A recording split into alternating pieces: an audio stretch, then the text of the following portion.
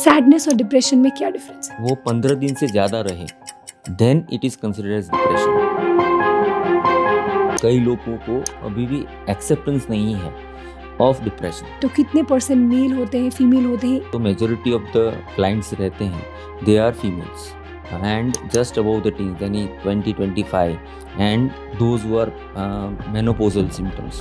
तो विमेन में क्यों ज़्यादा होता है डिप्रेशन? So जैसे हम बोलते हैं ना कि फीमेल बदली है, लेकिन द इन-लॉज का जो नज़रिया है फीमेल की तरफ वो नहीं बदला है। जैसे कि आपने लर्न हेल्पलेसनेस के बारे में बताया, तो ये विमेन में क्यों ज़्यादा होता है? Female should be selfish as a husband और spouse, a partner of somebody जिनको डिप्रेशन हो रही है, क्या ऐसी चीज़ें हैं जो वो कर सकते हैं? फर्स्ट एंड फॉरमोस्ट थिंग मैं तो ऐसा बोलूँगा कि तो सर क्या कुछ ऐसे ट्रिगर्स हैं जो एक इंसान को डिप्रेशन की तरफ धकेलता है? ना नहीं बोल पाना is the most important cause of our suffering. और सर अगर हम देखें कि विमेन और मेन में क्या डिप्रेशन अलग अलग वेज में प्रेजेंट करता है? फीमेल का जो डिप्रेशन है that is more of irritability, वो चिड़चिड़पना करते हैं। मेल का होता है that is more of N aggressive depression होता है। तो एक डिप्रेस्ड इंसान या जो बहुत सैडनेस के थ्रू जा रहा है, क्लिनिकल डिप्रेशन है, वो क्या चाहता है? देखो 3 चीज़ें हैं ना पेशेंट के साथ कभी नहीं करनी चाहिए। फर्स्ट थिंग इज हाय, आज डिकोडिंग हेल्थ में हमारे साथ है डॉक्टर नीरव मेहता। वो है एक रिनाउंड साइकेट्रिस्ट जो प्रैक्टिस कर रहे हैं सूरत में सिंस लास्ट 22 ईयर्स। ये स्पेशलिस्ट है in core psychiatric disorders along with de addiction. उनके साथ हमने डिस्कस किया है डिप्रेशन के क्या क्या कारण होते हैं, कैसे हम कोपिंग मैकेनिज़म्स डेवलप करें डिप्रेशन को टैकल करने के लिए। अगर आप एक पेरेंट हो जिनके बच्चा डिप्रेशन में जा रहा है, या अगर आप एक डॉटर हो जिनके पेरेंट डिप्रेशन में है, कैसे हम ये सिचुएशन टैकल कर सकते हैं, वो सब के बारे में डिस्कस किया है। I am sure you'll find it helpful. So welcome to decoding health. Thank you. आज मैं चाहती हूँ कि हम डिप्रेशन के बारे में बात करें।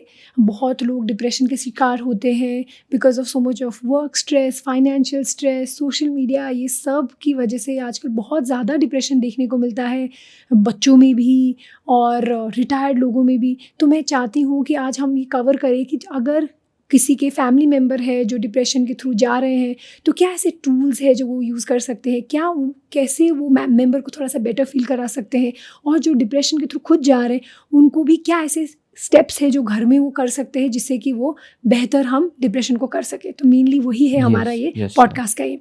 सो मैं शुरू करना चाहूँगी सर कि सैडनेस और डिप्रेशन में क्या डिफरेंस है? ओके, बेसिकली मैं आपको बोलूँ कि इमोशंस हम देखें ना तो there are some basic emotions. Sadness है, हैप्पीनेस है, यूफोरिया है। तो जब भी सैडनेस आती है that is a short time period. तो अगर ये सैडनेस एंड ग्लूमीनेस अगर क्राइटेरिया देखें हम तो वो 15 दिन से ज़्यादा रहे then it is considered as depression. ऐसा नहीं है कि भाई हम अभी सैड हुए तो डिप्रेशन नहीं है। लेकिन एक चीज़ और देखनी है कि अगर पेशेंट को अगर ज़्यादा डिप्रेशन लग रहा है एंड अगर उसको ग्लूमीनेस ज़्यादा लग रही है, there is something known as diurnal variation, कि सुबह में उसका मूड अच्छा नहीं रहता, दोपहर में अच्छा रहता है, रात को फिर बिगड़ता है। तो ये डायरेनल वेरिएशन जो होते हैं सुबह शाम में, फिर उसके साथ डिप्रेशन के साथ उसमें एक गिल्ट की भावना आना, कि जब भी पेशेंट को सैडनेस में गिल्ट नहीं आएगा। सैडनेस में अगर सिंपल सैडनेस है तो उसमें गिल्ट नहीं आएगा, लेकिन डिप्रेशन में गिल्ट आना बहुत इम्पॉर्टेंट सिम्टम है। अगर वो सिम्टम रहेगा ना तो patient can be harmful to himself. तो that is the clear cut depression, कि भाई डिप्रेशन यानी it is a clinical syndrome, कि भाई पेशेंट को एक बीमारी है कि माइल्ड मॉडरेट सीवियर में हम देखें तो अगर बोलते हैं कि भाई अगर अब 4 to 5 सिम्टम्स है तो खाना कम हो जाना, भूख कम लगना, नींद कम आना या नींद ज़्यादा आना, वेट लॉस होना या वेट गेन होना। वेट लॉस होना जब आप डाइटिंग नहीं कर रहे हो फिर भी। Then another thing is triad of depression. This is known as a cognitive triad of depression, यानी उसमें हेल्पलेसनेस होता है पेशेंट में, होपलेसनेस होता है एंड वर्थलेसनेस होता है। हेल्पलेसनेस मतलब मुझे कोई मदद करने वाला है नहीं। होपलेसनेस मतलब मेरे जीवन में कोई होप रहा नहीं है। एंड वर्थलेसनेस, मैं किसी काम का नहीं हूँ। सो ये जब इकट्ठा होता है और एक पिक्चर बड़ा क्रिएट करता है, तो सैडनेस मतलब अभी आई और अभी मैं उसमें से निकल गया, तो दैट इज सैडनेस। और डिप्रेशन मतलब sadness with all this things, जैसे गिल्ट है, ट्रायड ऑफ डिप्रेशन है, भूख कम लगना, खाना कम खाना, that is basically, and sleep disturbances, that is basically depression. Okay. तो सिम्टम्स की बात करें अगर, तो डिप्रेशन में क्या ऐसे 9 से 10 सिम्टम्स होते हैं Yes. जिससे कि आप डायग्नोज कर पाओ कि उनको डिप्रेशन है? सी फर्स्ट बेसिकली ये दो जो मैं बोलूँगा ना, उसमें से एक तो होना ही चाहिए, जैसे सैडनेस ऑफ मूड तो होना ही चाहिए, and second loss of interest in daily activities. हमारे रोज़ बरोज़ की जो प्रवृत्ति है, हमारी जो लाइक थिंग्स हैं, हम जो काम करते हैं, उसमें से इंटरेस्ट चला जाता है। थर्ड इज़ हाइपरसोमनिया, नींद ज़्यादा आना या नींद कम आना, भूख ज़्यादा लगना या भूख कम लगना। Then there is known as psychomotor agitation, यानी पेशेंट विल बी रेस्टलेस, वो हाथों से खेलता रहेगा, then he will not be sitting at one place, वो इधर से उधर चलता रहेगा, सो थोड़ा रेस्टलेस दिखेगा वो। एंड या तो साइकोमोटर रिटार्डेशन होता है। साइकोमोटर रिटार्डेशन मतलब वो एक जगह बैठा रहेगा, he will be not interested in doing things, जो स्टूप पोस्चर रहता है, जैसे पेशेंट ऐसे करके बैठा रहेगा, नील डाउन पोस्चर, तो पेशेंट का वो डिप्रेशन का एक निशानी है। Then there is something known as inappropriate guilt. Inappropriate guilt बहुत इंपॉर्टेंट है डिप्रेशन में, कि कई बार हमने कुछ, समझो कि एक ऐसे थप्पड़ भी मारी हो, तो पेशेंट जब डिप्रेशन में आएगा, and if it is a bad depression है ना, सीवियर डिप्रेशन है, तो वो थप्पड़ भी उसको ऐसा लगेगा कि उसने बहुत बड़ा गुनाह किया था। तो गिल्ट जब आता है, तो it is one of the signs of major depression. And again, जो I will not use the word, but there is self injurious behaviour. जब भी उसके प्लान्स हो, कोई अटेम्प्ट हो, या तो जेस्चर हो, that should be taken care of, and that is a cry for help. So basically मैं ऐसा बोलना चाहूँगा कि these are the basic criteria for major depression, and वो आखिरी 15 दिन में होने चाहिए। अभी यानी लास्ट 15 डेज में आपको ये चीज़ होनी चाहिए। लेकिन अगर आप हो, अगर आप if you are doing that, if you are having self injurious thoughts, तो you are not to wait for 15 days. If the patient conveys the self injurious thoughts, then it should be taken care of very abruptly. Sir, आपके practice में कितनी बार ऐसा होता है कि depress person खुद आते हैं आपके पास हेल्प सीख करने, या उनके मेंबर्स, फैमिली मेंबर, फ्रेंड्स उनको लेके आते हैं? तो कहाँ पे ये थोड़ा झिझक जैसी आपको लगती है कि लोग they are scared of being labelled as depressed, तो हम कैसे वो स्टिग्मा को दूर करें और कैसे लोग सामने आए और हेल्प ले कि इसको बेहतर करने के लिए? सी बेसिकली ज़्यादातर तो अभी तक अभी आखिरी सालों में ऐसा हुआ है कि भाई बंदे खुद आते हैं, पेशेंट्स खुद आते हैं। लेकिन पहले तो ऐसा ही होता था कि there is a change in the behaviour pattern, so the relatives use to bring the patient. या तो ऐसा होता था कि भाई माइल्ड मॉडरेट केस आते ही नहीं थे, they used to just suffer in the home. तो पहले क्या होता था कि जो सीवियर केसेस होते हैं, जो सेल्फ इंजूरियस बहुत गंदे केसेस होते हैं, वही साइकेट्रिस्ट के पास आते थे। Now the thing is happen कि भाई थोड़ा अवेयरनेस बढ़ा है कि भाई लोग जानने लगे हैं कि भाई व्हाट इज़ डिप्रेशन, क्या है उसका मूड चेंज। तो रिलेटिव्स भी अभी पहले में माइल्ड मॉडरेट में थोड़ा भी बिगड़ता है ना, तो उनको लाने में झिझकते नहीं हैं। लेकिन अभी भी मैं बोलूँगा कि भाई lot of things to be करने की ज़रूरत है, क्योंकि अभी भी ऐसा माना जाता है कि कई लोगों को अभी भी एक्सेप्टेंस नहीं है ऑफ डिप्रेशन। मैं अभी एक बात करना चाहूँगा। अभी 1-2 दिन पहले ही एक पेशेंट आई थी, तो she was having severe self injurious behavioural thoughts. तो उसके फादर मदर कोई ट्रीटमेंट करवाना नहीं चाहता था। तो एक्चुअली मैं उनको फ़ोन किया, देखो वाई आर यू आप बीच में क्यों पड़ते हो मेरी डॉटर के प्रॉब्लम में। तो see this is the lookout the patients relatives have, but we have to work for it, basically that. हाँ सर, तो ये पॉडकास्ट के थ्रू हम यही चाहते हैं कि हम जितना इसके बारे में बात करें, उतना डिस्टिग्मेटाइज करें, तो लोगों को कंफर्टेबल फील हो सामने आने में। क्योंकि हमें पता है कि डिप्रेशन में सिर्फ दवाई खाने से नहीं जाएगी, लोगों को एक्सेप्ट करना ज़रूरी है। They have to work towards it, they should want to get better, they should seek help, तभी जाके वो बेटर हो सकती है। तो बिल्कुल। और सर, आपकी क्लिनिक में अगर डेमोग्राफिक देखा जाए तो कितने % मेल होते हैं, फीमेल होते हैं? एज का क्या ग्रुप रहता है जिनको ज़्यादा ये डिप्रेशन होता है? ओके, सो अगर मैं एज ग्रुप की बात करूं या तो मेल फीमेल की बात करूं तो मेजॉरिटी ऑफ द क्लाइंट्स रहते हैं they are females. So I will take 60-40. And मैं अगर बोलूं कि एज ग्रुप की बात करूं तो teens and just above the teens यानी 20-25. एंड बाद में अगर बोलूं तो those who are menopausal symptoms जो लेके आते हैं उनको डिप्रेशन होने की संभावना ज़्यादा है. ओके, तो वीमेन में क्यों ज़्यादा होता है सर ओके, डिप्रेशन? सो वीमेन में एक तो आज भी मैं देख रहा हूँ कि no doubt there is advancement in the things, लेकिन आज भी female has to do multiple roles. अगर आप काम कर रहे हो फिर भी घर का काम करना है, वो तो करना ही पड़ेगा. सेकंड थिंग कि हार्मोनल इम्बैलेंस जो होता है, बेसिकली एस्ट्रोजन प्रोजेस्टेरोन का जो भी हार्मोनल इम्बैलेंस होता है, that causes the depression. Thyroid is the major root factor, जो मेजर फैक्टर है that causes major depression because women are more liable to get hypothyroidism. तीसरा मैं बोलूँ कि there is something known as learn helplessness, कि आज के ज़माने में मैंने देखा है कि those who are high achievers also they tend to be helpless and they learn to be helpless. Like they cannot get something out of their head and ultimately they stop fighting against the odds, and that leads to a phenomenon that is known as a learned helplessness. So learned helplessness होता है. and one more thing कि भाई expectations जो है लोगों की कि भाई you should excel in this way, you should be doing this way. So जो है दूसरी बात कि मैं जो मानता हूँ कि भाई टीन्स में ज़्यादा होता है तो 12th स्टैंडर्ड जो बेसिक है दैट इज़ इन 17 साल में होता है. एंड 17 साल is that age where there are lots of tsunamis like hormonal tsunamis होंगे एंड अगर वो बच्चा तब नहीं संभलता तो हो सकता है कि पेशेंट में develop major depression in future.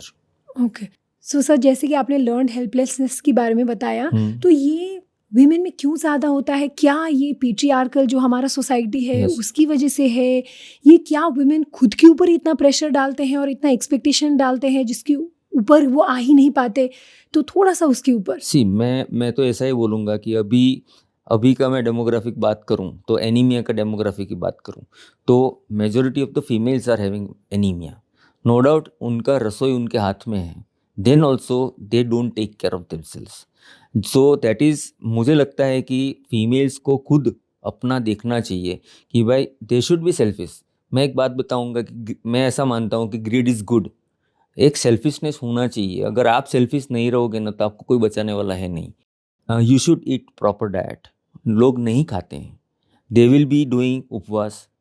And religious जो है, I am not against any religion, but religion से इसके भाई आप इतना मत खाओ, ये मत खाओ, ये मत करो, तो बच्चे बचपन से ही वो सीखते आते हैं तो they don't eat some things.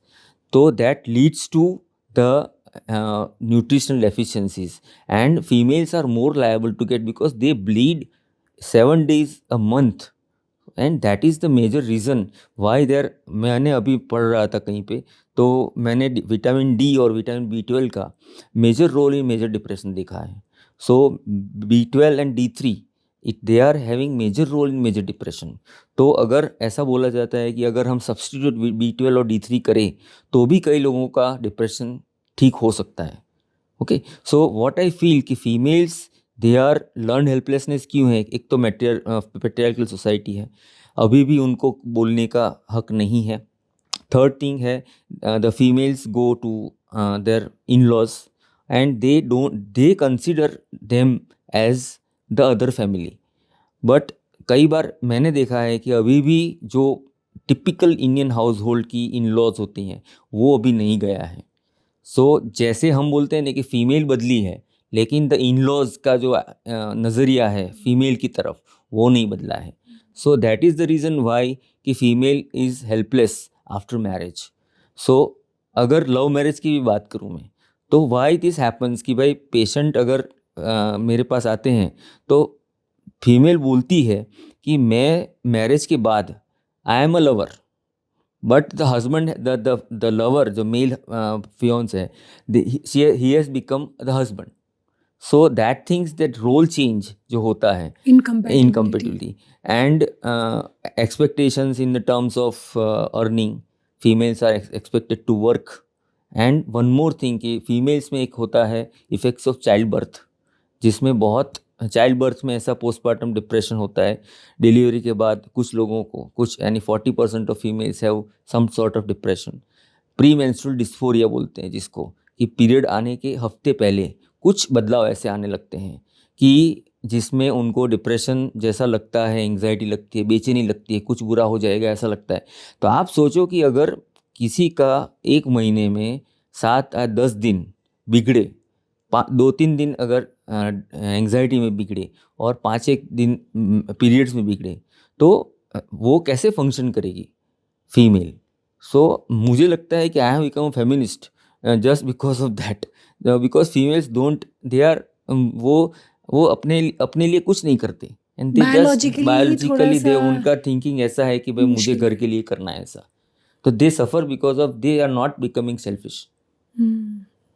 बोलते हैं कि nature is only not fair, कि नेचर ने ही दोनों को इक्वली में नहीं क्रिएट किया है हाँ, कि yes we have to work harder to just achieve basic mental stability also, वो हो Yes. गया है आजकल।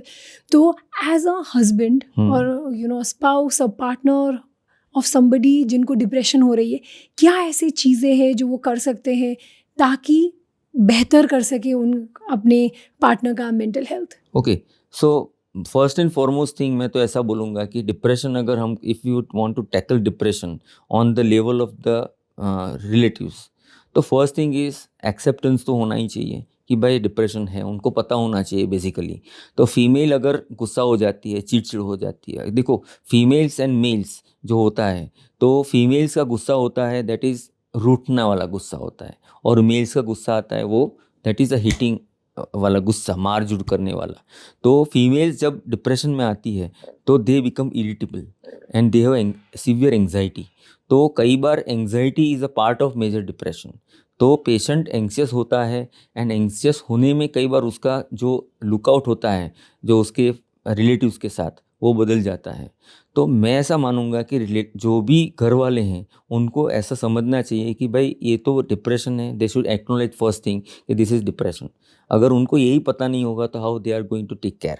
हस्बैंड बोलेगा कि यार तू मेरे से बात नहीं कर रही है, बराबर है, तो डिप्रेशन में वो बात नहीं करेगी। तो तब हस्बैंड को या तो स्पाउस को, जो भी, उसको पेशेंस की बहुत ज़रूरत है। सेकंड थिंग, मैसेजेस जो हम देते हैं, भाई घर में जो मैसेजेस जाते हैं कि भाई ये अगर बीमार पड़ी है तो काम करना है कि नहीं करना है। वन मोर थिंग कि एक दूसरा एक वर्ड है जिसको हम टोकन इकोनॉमी बोलते हैं, कि कुछ आप उसको प्रलोभन दो कि जिससे वो अपना खुद का अच्छा करे। तो you should praise the female, क्योंकि वो अपना पूरा घर छोड़ के आई है and she is living there. So मुझे ऐसा लगता है कि people should be aware of depression and they should be working and they should be supportive to the females. तो सर, जैसे आपने पोस्टपार्टम डिप्रेशन की बात करा, तो हम कैसे इसको बेहतर कर सकते हैं एज अ फैमिली? कैसे हम वुमन को सपोर्ट कर सकते हैं ताकि उसको एकदम अलोन, लोनली ना फील हो? और एज अ वुमन कुछ है ऐसी चीज़ें जो आप कर सकते हो ये डिप्रेशन से बाहर आने के लिए, या वो उसमें ना जाने के लिए, या ऐसे कुछ Okay. टूल्स है इसको डील करने के लिए? Okay, see basically there are, अगर आपको मैं बोलूँ कि भाई there are self rating scales, तो there are rating scales available online. तो अगर आपको लग रहा है कि आपको आपका मूड चेंज हुआ है, यू आर नॉट हैप्पी, तो you can fill up those forms and you can just know whether you are having major depression और नॉट। सेकंड थिंग, अगर आपको जो बर्थ की बात करें तो पोस्टमार्टम डिप्रेशन है, तो उसमें 3 स्टेजेस होते हैं। जैसे पोस्टमार्टम ब्लूज होते हैं, then postmortem depression and then postmortem साइकोसिस। तो पोस्टमार्टम ब्लूज मतलब डिलीवरी के 3-4 दिन बाद थोड़े 3-4 दिन तक मूड सही नहीं रहेगा, दैट इज़ नॉर्मल, वो होता ही है। सेकंड थिंग, अगर वो कंटिन्यू रहे एंड इफ कंटिन्यूस, अगर 10-15 दिन तक चले, then it is major depression, postmortem depression. And अगर उसमें ज़्यादा प्रॉब्लम हो, तो यही चीज़ है ना कि हमको पहचानना है कि भाई now that should be a case of, वो कौन देखेगा? पेशेंट को तो पता नहीं है, तो वो कौन देखेगा? द गायनिकोलॉजिस्ट और द फैमिली डॉक्टर और द साइको एजुकेटर, जो भी काउंसलर होते हैं। तो counselling should be a part of, मैं ऐसा मानता हूँ कि कहीं पर भी कोई भी ट्रीटमेंट ले रहा है तो counselling should be a part of the thing कि भाई ये डिप्रेशन है तो डिलीवरी हो रही है बट शी इज़ प्रेग्नेंट, तो व्हाट आर द आउटकम्स? तो एनीमिया इज़ एन आउटकम, अगर nutritional efficiency is an outcome, अगर आप बोलो कि pre eclampsia eclampsia is an outcome, तो व्हाई नॉट डिप्रेशन? तो why not to discuss depression? Because ऐसा माना जाता है कि हम अगर डिप्रेशन के बारे में बात करेंगे ना तो पेशेंट छोड़ के चले जाएंगे, क्योंकि they are trying to label us mad. Now that lookout जो है, how to incorporate in normal conversation, वो लाना बहुत ज़रूरी है। सर, तो अगर प्रेवलेंस की बात करें पोस्ट पार्टम डिप्रेशन की, तो वो कितना percentage of pregnant women after delivery में होता जी, है? ऐसा माना जाता है कि 40 to 50% of the females have postpartum blues, and उसमें से 50% देखें तो पोस्टपार्टम डिप्रेशन, यानी 100 में से 10 या 12 लोगों को पोस्टपार्टम डिप्रेशन होना, अभी वो that is now labelled as peripartum depression. Postpartum शब्द निकल गया है, पेरीपार्टम डिप्रेशन। तो depression starts from the initial जब प्रेगनेंसी रहती है तब से शुरू हो जाता है, and it goes up to the pregnancy delivery. वो तो बहुत सिग्निफिकेंट हो बहुत गया। significant, अगर yes, it is, 40% मतलब कि बहुत ज़्यादा सिग्निफिकेंट है ये।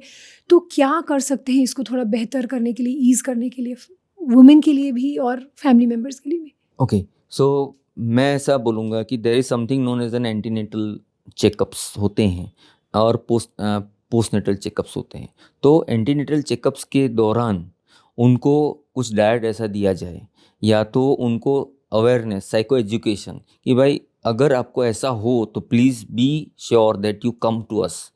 तो ये जानना, और education is the only thing that can prevent the illness और occurrence of the illness, I will tell. क्योंकि अगर एक बार इलनेस हो गई है तो हमको ट्रीट करना ही पड़ेगा। Because sometimes in postpartum depression और पोस्टपार्टम साइकोसिस में बोलूँ तो कई बार पेशेंट्स जो होते हैं females, they are dangerous for their babies even. So I have instances in which the females have okay. So वहाँ तक हमको नहीं जाना है, क्योंकि पोस्टपार्टम साइकोसिस की हम बात करें तो that is a grave consequence of the problem. तो मुझे लगता है कि अगर हम एंटीनेंटल पैकेजेस में जैसे एक्सरसाइज करवाते हैं, पेल्विक फ्लोर एक्सरसाइज करवाते हैं, वो करवाते हैं, तो why not discuss about depression? Definitely this is very important. हाँ, हम हमेशा जब भी प्रेगनेंसी और स्पेशली आफ्टर चाइल्ड बर्थ के बारे में बात करते हैं तो सारा फोकस बेबी के ऊपर है, यस, फीमेल के ऊपर कोई फोकस नहीं है। ड्यूरिंग प्रेगनेंसी ऑल्सो बेबी का हेल्थ, बेबी का वेट, सब कुछ उसी के ऊपर है। बाकी मदर का तो कोई देख भी नहीं रहा। वो मदर खुद भी अपने आप को इतना इंपॉर्टेंट समझती ही नहीं है कि उनका हेल्थ मैटर करता है। मेंटल हेल्थ तो बिल्कुल भी वो सोच भी नहीं रही। तो definitely I think awareness is the Awareness most is important. जैसे आपको लगे कि थोड़ा सा यूर फीलिंग डिफरेंट और sad, more sad than usual, तो फिर हेल्प सीख करेंगे तो बेस्ट है। और सर, अगर हम देखें कि विमेन और मेन में क्या डिप्रेशन अलग अलग वेज में प्रेजेंट करता है, या जो सी इमोशनल जो रेजिलियंस है वो डिफरेंट है मेन और विमेन में? सी फीमेल्स उनका बेसिक काम क्या है? घर में काम करना, और मेल का काम है घर के बाहर काम करना। तो फीमेल्स जो घर में रहते हैं, they have less chances of meeting people. जो मेल होते हैं तो वो तो क्या है कि अगर डिप्रेशन होगा तो शायद दो लोगों को मिलेंगे घर के बाहर। अभी जो पहले एक कहावत थी, एक गुजराती में शब्द है ओटला तोड़, बराबर? ओटला तोड़ એટલે શું કે those people who used to sit on the entrance and they used to talk a lot, अभी वो जमाना गया। because now the joint families are turning into nuclear families, और बाजू में कौन रह रहा है आज पता नहीं है, बराबर है? तो दैट वे कि फीमेल का जो डिप्रेशन है that is more of irritability, वो चिड़चिड़पना करते हैं, यानी इरिटेबल हो जाते हैं। मेल का होता है that is more of N aggressive depression होता है, जिसमें मारझूड़ करना या तो होता है, तो कई बार इट इज़ टोटली डिफरेंट, कि इसको हम कैटाटोनिक सिम्टम्स बोलते हैं, यानी वो पूरा यानी सेल्फ केयर निग्लेक्ट हो जाएगा। तो बेसिकली दिस डिप्रेशन, तो males are more likely physical aggressor. Moreover, मैं एक दो शब्द आपको बताना चाहूँगा कि there is one word of verbalizer and a somatizer. तो हमारे इंडिया में मेजॉरिटी ऑफ द मेल्स और फीमेल्स, हम कोई भी बात करें, we are not verbalizers, we are somatizers. तो जब हमको डिप्रेशन होगा ना, तो हम सैडनेस की बात नहीं करेंगे। मैं बोलूँगा कि कितने लोगों ने किसी को बोला होगा कि मुझे आज निराशा हो रही है। कोई बोलेगा यार पागल है तू, निराशा हो रही है, again they will be labelled पागल। तो हम सोमेटाइजर्स हैं। तो पेशेंट्स मेल या फीमेल किसको भी हो, तो उसको फिजिकल सिम्टम्स के फॉर्म में आ सकती है। They can be body aches, वेग एक्स। तो मैं आपको एक बात बताऊंगा कि आई हैड वन पेशेंट कि मुझे यहाँ दर्द हो रहा है, यहाँ दर्द हो रहा है, यहाँ। तो मैंने बोला आपको दर्द कहाँ नहीं हो रहा है? तो बोली कि ऐसी तो कोई जगह है ही नहीं। So she was a candidate of major depression. तो she had presented in that way कि भाई उनको फिजिकल सिम्टम्स बहुत थे। तो फीमेल्स में present as somatizers, males generally they are also somatizers, but in a different way. They have back ache and fibromyalgia वगैरह रहता है।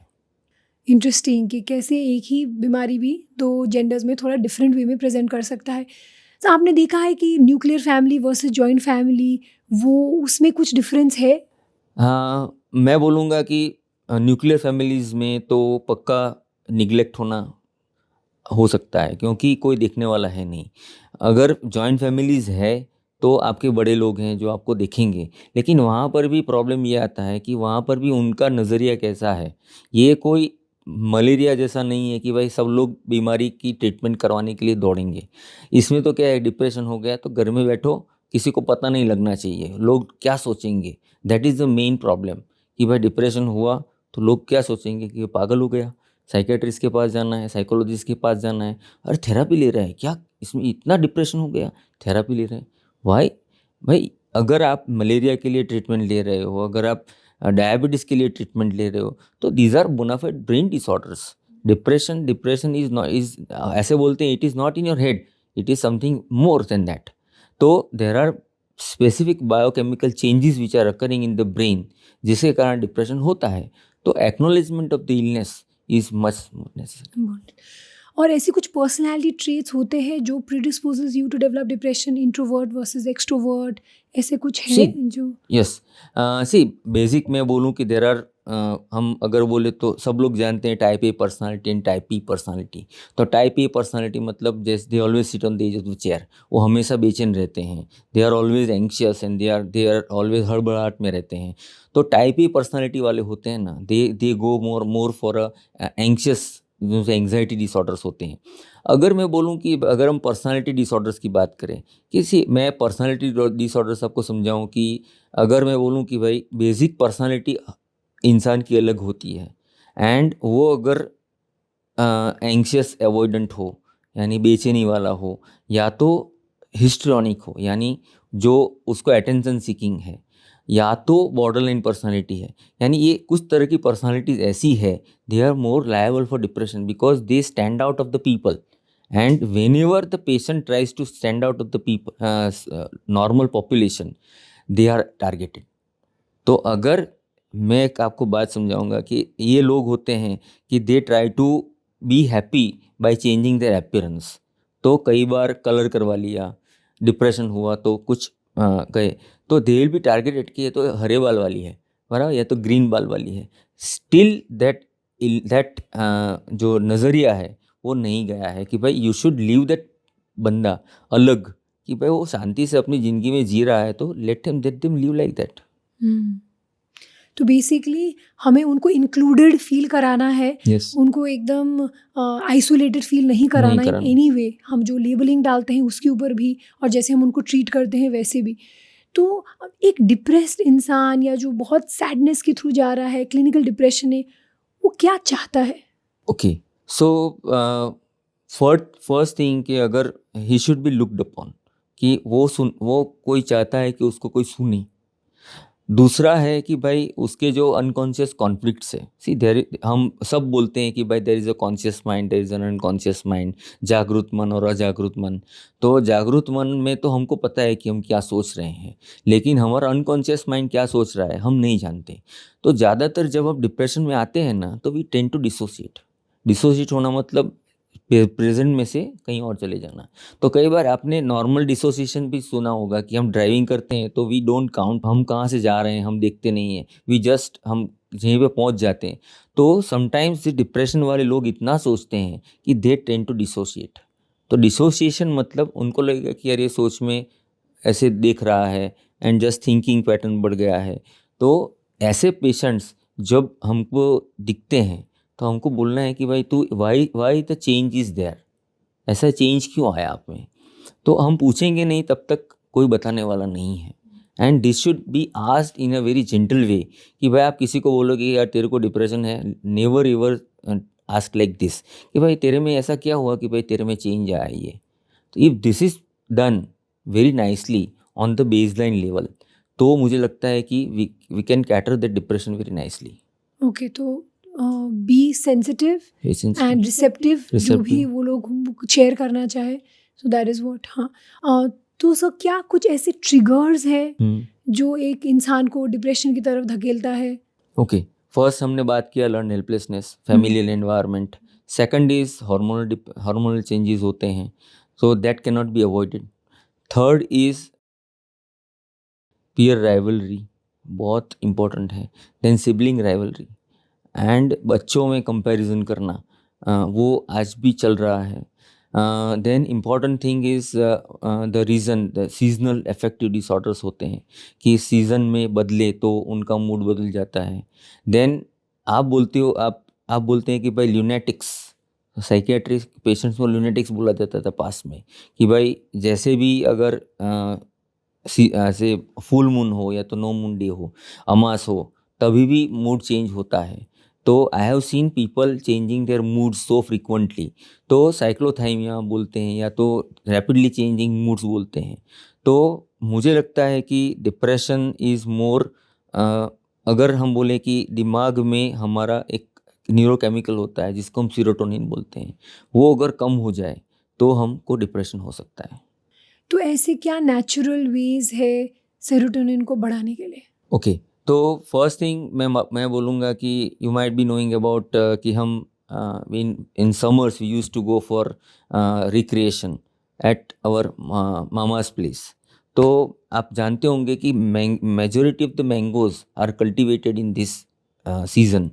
तो मैंगोज में ट्रिप्टोमाइन होता है या टायरोसिन होता है, तो that is converted into tryptophan and 5 hydroxy tryptophan is serotonin. तो हम अगर ज़्यादा कैरी मैंगो रस पिएंगे तो उसमें हमको नींद ज़्यादा आएगी। तो that is the reason because serotonin is converted into melatonin and melatonin आपको नींद लाता है। तो नेचुरल फ्रूट्स है, जैसे फ्रूट्स है with pulps, then cashew nuts है, then we have some phyto estrogens, phyto serotonin. जैसे हम सीरोटोनिन की बात करें तो हम ग्रीन वेजिटेबल्स खाएं। And the most important thing is light therapy कि अगर लाइट में घूमेंगे या तो समर में हमको अगर धूप में बैठे हैं तो it will take care of the depression. Sir, अभी लास्ट 5 to 10 ईयर्स में देखा जाए तो हमारा लाइफ कितना चेंज हो गया है इन टर्म्स ऑफ जॉब्स के लिए सिटीज़ बदलना और सोशल मीडिया का प्रेशर, हमारा को फाइनेंशियल इतना स्ट्रेस है, तो ये सब का भी इम्पैक्ट रहता ही है मेंटल हेल्थ में। तो आपने क्या देखा है अपनी प्रैक्टिस में कि ये कैसे इम्पैक्ट करता है? यस, फर्स्ट मैं आपको ये बताना चाहूँगा कि भाई पहले there were very few hotels. अभी आप देखो कि हर नुक्कड़ पे एक होटल है, हर नुक्कड़ पे एक रेस्टोरेंट है। तो मैं देखूंगा कि इतवार पे आप nobody will be there in the house, only the old people जो घर में माँ मदर है या फादर है वो बैठे रहते हैं, बाकी सब बाहर घूमने चले जाते हैं। दूसरा, आज तक ऐसा माना जाता है कि भाई अब जैसे जैसे कंपटीशन बढ़ा तो there are chances of people getting unemployed. Second, जो भी फाइनेंशियल चेंजेस आए आखिरी 5-10 साल में, ये then the big corona came. So इसके कारण क्या हुआ है कि people have lost their jobs and once they lose their jobs they it is very difficult for them to again go on that tract.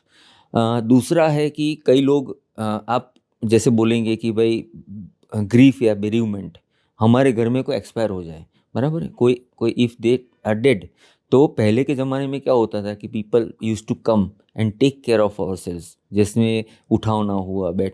तो दिस थिंग्स जो होती थी वो क्यों होती थी कि भाई लोग आए हमसे बात करें। आज आज ऐसा नहीं होता है and people are going against the thing कि भाई जितना हो सके उतना कम ये रखो। तो people are going back on track. तो जो पैथोलॉजिकल ग्रीफ होता है, जैसे इसको शोक बोलते हैं, इसके कारण भी डिप्रेशन होना बहुत important is cause of depression. And क्या लोग ज़्यादा से ज़्यादा आइसोलेट हो रहे हैं? आइसोलेट तो हो ही रहे हैं बिकॉज सी देर इज लोग आज ऐसा मानते हैं कि better not to go to relatives, वहाँ तेरी मेरी होगी। तो बेसिकली रिलेटिव्स में हम लोग जाते नहीं हैं and better go to restaurants and movie theatres, so they will recreate in that way. Hmm. लेकिन कभी भी जो इंटरपर्सनल रिलेशनशिप है, जो आप एक कन्वर्सेशन शेयर करते हो अपने कज़िन के साथ, फ्रेंड के साथ, अपने फैमिली मेंबर के साथ, वो तो कभी किसी और सोर्स ऑफ एंटरटेनमेंट से तो रिप्लेस हो ही नहीं सकती। नहीं हो सकता, लेकिन मैंने ऐसा देखा है आखिरी आखिरी 10 सालों में कि people are now less favouring their relatives because of their good friends. तो मुझे लगता है कि फ्रेंड्स आके they don't interfere in your matter and they go away.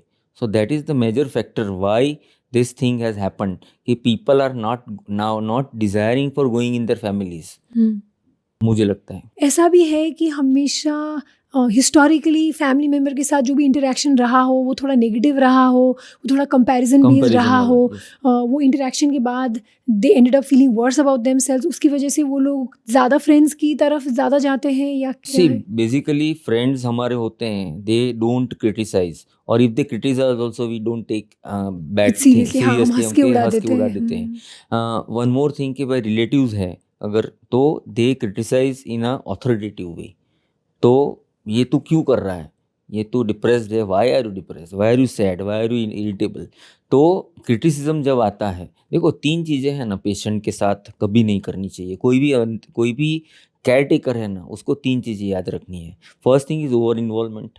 अगर हम पेशेंट का ज़्यादा ध्यान रखेंगे, कोई भी इसी का भी, तो he will be spoon feeding हो जाएगा एंड वो आपके ऊपर डिपेंडेंट हो जाएगा and that is always a problem. Then second is criticism. कई बार हम समझाने जाते हैं, रिलेटिव समझाने जाते हैं, लेकिन वो समझाना नहीं होता है। दैट इज़ अ पेशेंट लेता है it as a part of criticism. तो क्रिटिसाइज़ नहीं करना है। और कई बार क्या होता है कि समझाने के दौरान हाथ सफाई भी हो जाती है, कि मैंने देखा है कि भाई अगर कोई बड़ा आदमी हमको समझा रहा है तो वो कई बार मार के भी समझा देगा। तो व्हाट इज़ दैट थिंग कि these are known as expressed emotions. तो relatives have expressed emotions towards the patient, या तो जो सफ़र कर रहा है।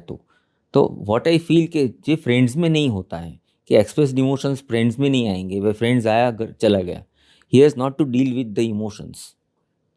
हाँ, तो एक टर्म है ट्रॉमा डंपिंग। जैसे कि आप फ्रेंड्स के साथ जब भी इंटरैक्ट करते हो, तो आपने अपना सारा प्रॉब्लम्स उनसे शेयर कर दिया, लेकिन उसके ऊपर वेट नहीं डाला है वो प्रॉब्लम को सॉल्व करने के यस लिए। यस तो I think that's why also people prefer interacting with friends friends, more yes often, क्योंकि आप पूरा आपने खोल के सब कुछ बात कर दी, लेकिन आपको ये गिल्ट नहीं है कि मैंने उसको और ज़्यादा प्रॉब्लम में डाल दी। जैसे कि अगर आप अपने पेरेंट के साथ शेयर करते हो, तो शायद वो और ज़्यादा स्ट्रेस में आ जाए, उनको लगे कि अरे मैंने क्या गलती किया कि मेरे बच्चे के थ्रू यस इसके पूरा yes, that situation can be through the जा रहा रीज़न, है। Yes.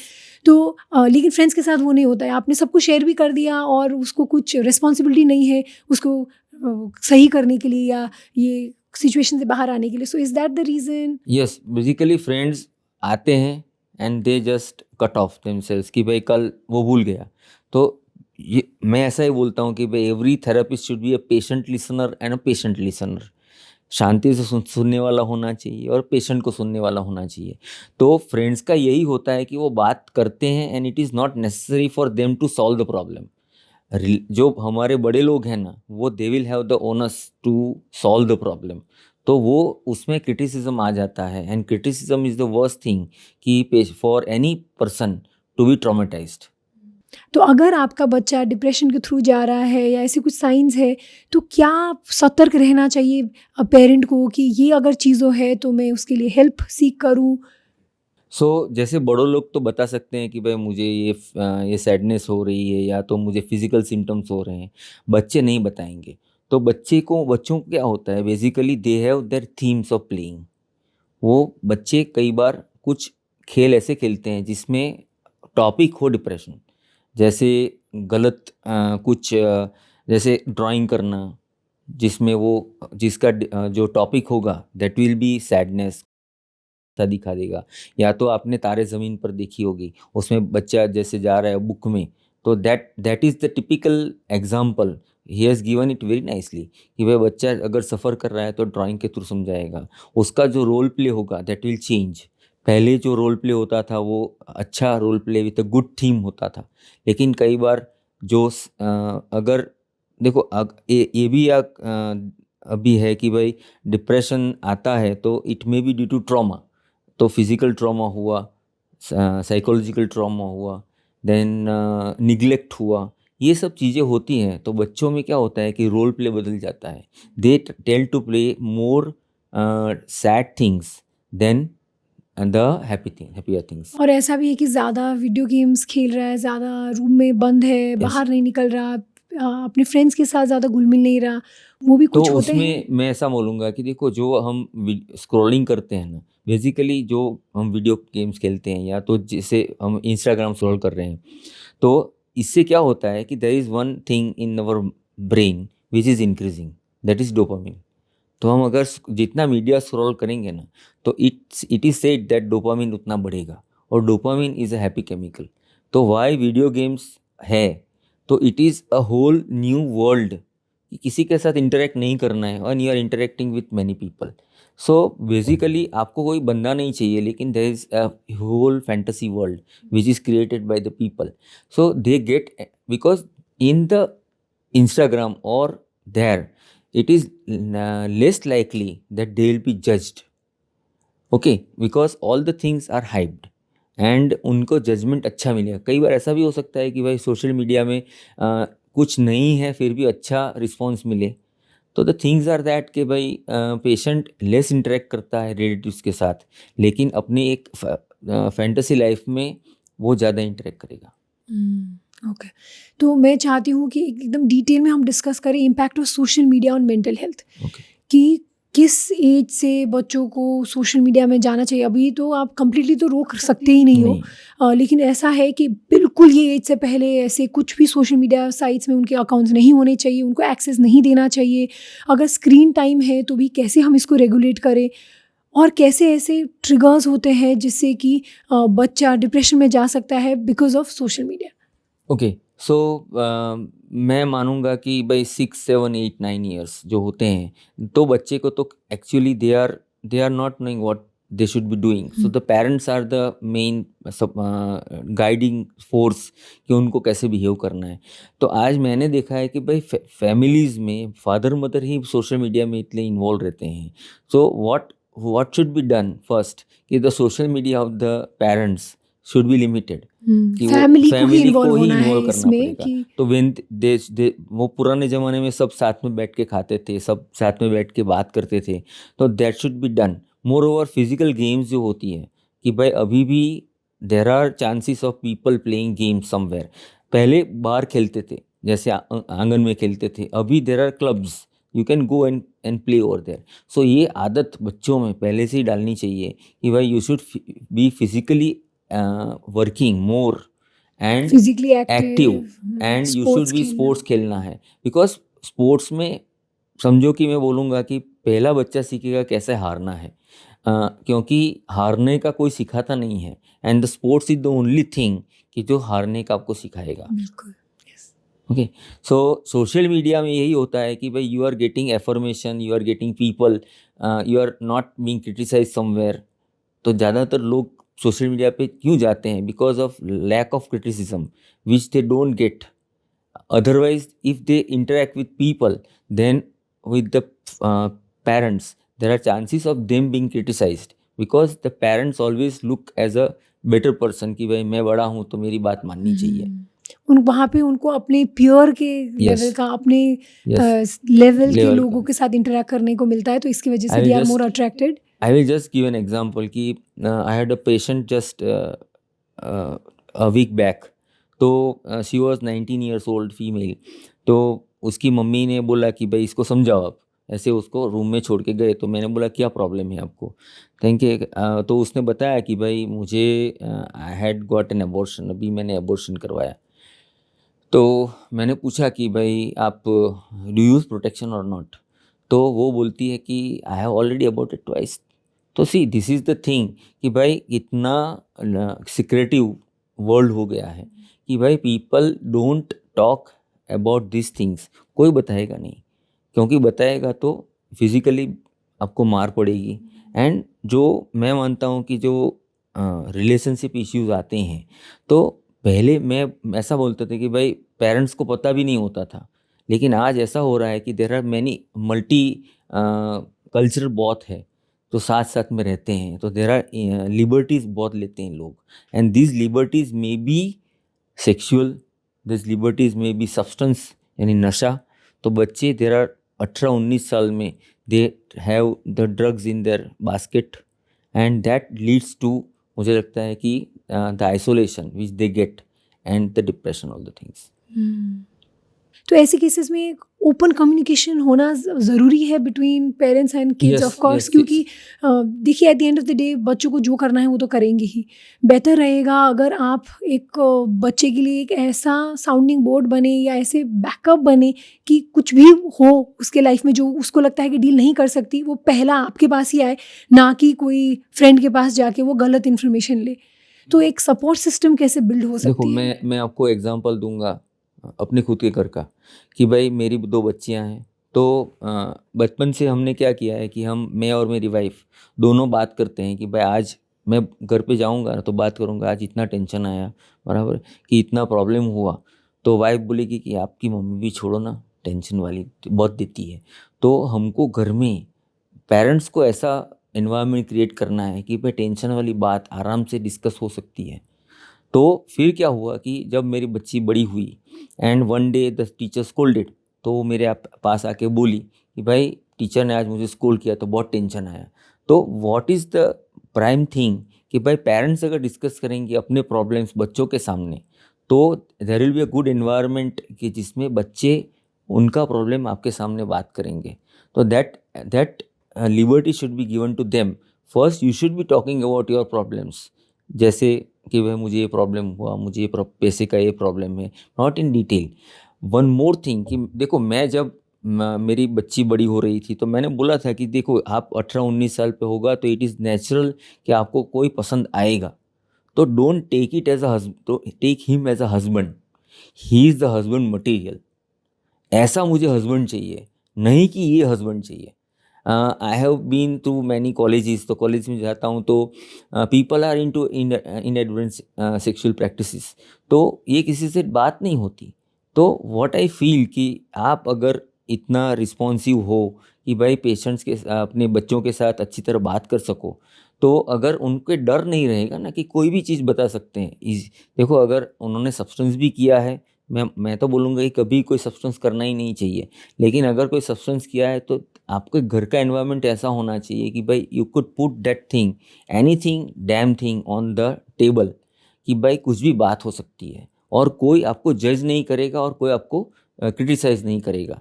First thing is a listening and then will decide what is good for the children. तो that kind of environment is needed in the family, जिससे बच्चे खुल के बात कर सकें।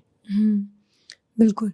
और आजकल because of change of job, change of place, कभी-कभी फाइनेंशियल डिफ़िकल्टीज़ के थ्रू भी जाते हैं। पहले तो सपोर्ट सिस्टम होता था, चाचा होते थे जो बिज़नेस सँभालते थे, if the father is not well, ऐसे कुछ। आजकल तो सब कुछ आपके ऊपर ही है। तो जब एक परिवार फाइनेंशियल स्ट्रगल के थ्रू जा रहा है और वो अफ़ोर्ड नहीं कर पा रहे चीज़ें जो बच्चे एक्सपेक्ट करते हैं, आजकल तो सोशल मीडिया में या स्कूल में जाके कंपेयर करते हैं कि उसके पास ये है, जो लगता है कि इट्स बियॉन्ड रीच। तो ये कॉन्वर्सेशन हम कैसे अच्छे से अपने बच्चे के साथ कर सकते हैं ताकि उनको स्ट्रेस या प्रॉब्लम्स भी ना लगे कि ओ मेरे फैमिली में क्या हो रहा है ये, क्योंकि उनके हाथ में नहीं है, they can not solve the financial issue but they are also well aware and sensitive. Okay, so मैं आपको एक एग्जांपल में बताऊंगा कि एक बार मेरे को एक मदर उसके बच्चे को लेके आई। बच्चा नहीं था, he was 23 years old male. तो वो बोल रही है कि he is not able to decide कि उसको कैसी बीबी चाहिए। तो उसको लड़की दिखाते थे तो he was not able to decide. तो मेरे दिमाग में यही सवाल आया कि उसका अंडरगारमेंट कौन लेने जाता है? तो मदर बोली मैं। बराबर है। So what I am trying to tell you कि बच्चों को जब बड़े होते हैं ना, तो यू शुड गिव रिस्पॉन्सिबिलिटीज़, बचपन से ही थोड़ी रिस्पॉन्सिबिलिटीज़ दो। जैसे कहीं समझो कि हम खाना खा रहे हैं, तो मेरी छोटी बच्ची है तो वो पानी की बोतल लाएगी, मेरी बड़ी लड़की है वो थाली बिछाएगी। तो छोटी छोटी रिस्पॉन्सिबिलिटीज़ बचपन से ही देनी चाहिए, जिसके कारण वो बड़े होके बड़ी रिस्पॉन्सिबिलिटीज़ ले पाए। एंड दे हैव टू, दे उनका एक पॉइंट होना चाहिए। You should develop your child in that way कि उनका एक व्यू पॉइंट बने, ताकि जब उनको कोई डिसीजन लेना हो तो दे विल थिंक कि भाई मुझे क्या लेना है, मैं एम आई दैट पर, मैं डिसीजन जो ले रहा हूँ वो अपने लिए सही है कि नहीं है, वो नज़र ही आना चाहिए। इमोशनल वे पे अगर वो सोचेंगे ना, तो they are going to take wrong decisions. But what is the thing कि रियलिस्टिक एक्सपेक्टेशंस क्या रखनी चाहिए, बच्चों को वो सिखाना चाहिए कि भाई बुरा समय आया तो हमको ना बोलना सीखना पड़ेगा, कि भाई यू शुड बी असर्टिव। तो आज हम बड़े प्रॉब्लम इससे ही आते हैं कि वी आर नॉट असर्टिव, हम ना नहीं बोल सकते। ना नहीं बोल पाना is the most important cause of our suffering, कि मुझे ना बोलना पड़ता है तो मैं ना नहीं बोल सकता। एंड दैट इज़ द, बच्चों को ना बोलना सिखाना है। देखो अगर आप चाहो तो बच्चे हम अगर हैं तो थंब सकिंग करते हैं, तो that is again a developmental stage. तो उसी तरह जो ओरल प्लेजर्स हैं, तो they are developing the oral pleasures. तो हम क्यों करते हैं, अगर टेंशन आया तो हम, कई लोग फ्रीज खोल के खाना खा लेते हैं। तो व्हाट आई फील कि they should be diverting their stresses in the form of physical exercises. उनको गेम्स खेलनी चाहिए, and they should be going outside and walking, so that they can divert their physical anger in a recreative way. Hmm, तो अगर ऐसे कुछ भी family problems के through जा रहा है तो वो शेयर करनी शेयर चाहिए करनी चाहिए, इन अ कंट्रोल्ड वे, कंट्रोल वे। जितना वो हैंडल कर सके उनके एज के हिसाब से। ओके। तो आजकल हम मतलब सेपरेशन की बात करें तो अगर if the husband and wife are separating तो उसका बहुत इम्पैक्ट पड़ता है बच्चों में। तो how to deal with that to make sure कि द चाइल्ड इज़ प्रोटेक्टेड। हम हमेशा बोलते हैं कि दूसरे स्पाउस के बारे में ख़राब कभी नहीं बोलना बच्चे के सामने, क्योंकि they have the both the genes. So अगर आप हस्बैंड के बारे में ख़राब बोलोगे, एक्स हस्बैंड के बारे में, तो the child tends to think that something is wrong with her and him also. तो ऐसे कैसे ये वाला जो सिनारियो है वो नेविगेट करे as a parent? See, I have living examples of people who are separated and they have nurtured their child like anything. See, there is one thing known as nature and nurture. तो nature तो nurture करेगा ही, लेकिन nurture कैसा है वो हमको देखना है। तो आई हैव फैमिलीज जिसमें जैसे डिसरप्टिव फैमिलीज बोले कि भाई डिवोर्स ही हो गया है, लेकिन जब बच्चे की बात आती है ना, डीलिंग की बात आती है, they the father and mother become together one. So that is needed कि भाई अगर अगर उनको झगड़ा होता है, तो they should not be fighting in front of the children, they should not be quarrelling in front of the children. और अगर उनका कोई भी व्यू पॉइंट है, तो that should be in that way कि भाई क्रिटिसिज्म नहीं होना चाहिए। एंड हेल्दी क्रिटिसिज्म हो तो चलेगा कि भाई you should be behaving in this way. यानी एक एक चीज़ है कि भाई अगर बोलना है कि भाई मुझे आपकी की बात बुरी लग रही है, तो that should B put in the same way कि भाई मुझे आपकी बात बुरी लग रही है। अगर आप गाली दोगे या तो आप एग्रेसिव में बात करोगे, तो मैं ऐसा मानता हूँ कि the messages which go to the child, they are not good messages, and they will also devalue the opposite person. यानी पापा फादर होता है, वो मदर को डी वैल्यू करता है, तो बच्चा हमेशा मदर को डी वैल्यू करेगा। तो हमको यही देखना है कि भाई बच्चों के सामने father and mother should be behaving very nicely, so that the children don't take it inside their mind. So sir, हम अगर चाइल्डहुड ट्रॉमा के बारे में बात करें तो बहुत सारे लोग पास्ट को भुला ही नहीं पाते। They are not able to imagine a new future. लेकिन हमें पता है कि कुछ ऐसे आप चीज़ें कर सकते हो ताकि आप थोड़ी डिफरेंट वे में अपने लाइफ को ले जाओ, जेनरेशनल ट्रॉमा को आप ब्रेक करो। तो चाइल्डहुड ट्रॉमा से कैसे डील करें और कैसे आगे बढ़े? सी बेसिकली मैं ऐसा मानूंगा कि चाइल्डहुड ट्रॉमा से अगर आपको निकलना है, तो first is the acceptance of that thing that it has happened, it is not happening now, first and foremost thing. Second is closure. अगर एक, I will give an example of patient कि जिसको ऐसा हुआ था कि उसके रिलेटिव ने, तो she was not able to come out of the things. तो मैंने बोला कि we have to create a situation जिसमें मेरे क्लिनिक में उसको बिठाया मैंने, और जिसने ये किया था ना, उसको he was at that time a young person, so he was also knowing that whatever was done was a wrong thing. तो ही डिसाइडेड कि भाई मैं आऊँगा, and he came in the OPD, and OPD में मेरे सामने पेशेंट और उसके जो रिलेटिव थे उन्होंने बैठ के बात किया कि भाई आपने ये बात क्यों किया. तो कई बार there is something known as a closure, कि हमको क्लोजर लाना पड़ेगा, क्योंकि हम अगर क्लोजर नहीं लाएंगे ना तो that trauma is going to remain there in the mind. तो ज़्यादा अगर हमको फोकस करना है तो we need to focus on the closure rather than the trauma itself, because there is something known as a PTSD, post traumatic stress disorder. तो ये traumatise बच्चे होते हैं ना, वो कई बार they relive the trauma again and again.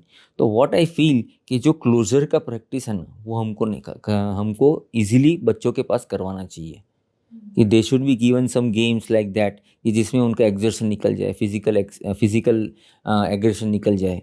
And अगर उनको किसी पे गुस्सा आ रहा है, तो मैंने एक बार बोला था कि ये तेरा रिलेटिव है, तुझे क्या करना है, तो I want to slap the relative. तो उसने मेरे सामने, पेशेंट ने उसके मामा को स्लैप किया था. तो व्हाट आई फील कि जो हमारा एग्रेशन है या गुस्सा है वो जब तक निकलेगा नहीं तब तक हमारा ट्रॉमा जो है वो निकलेगा नहीं. और हाँ, ये तो थोड़ा एक्सट्रीम भी हुआ।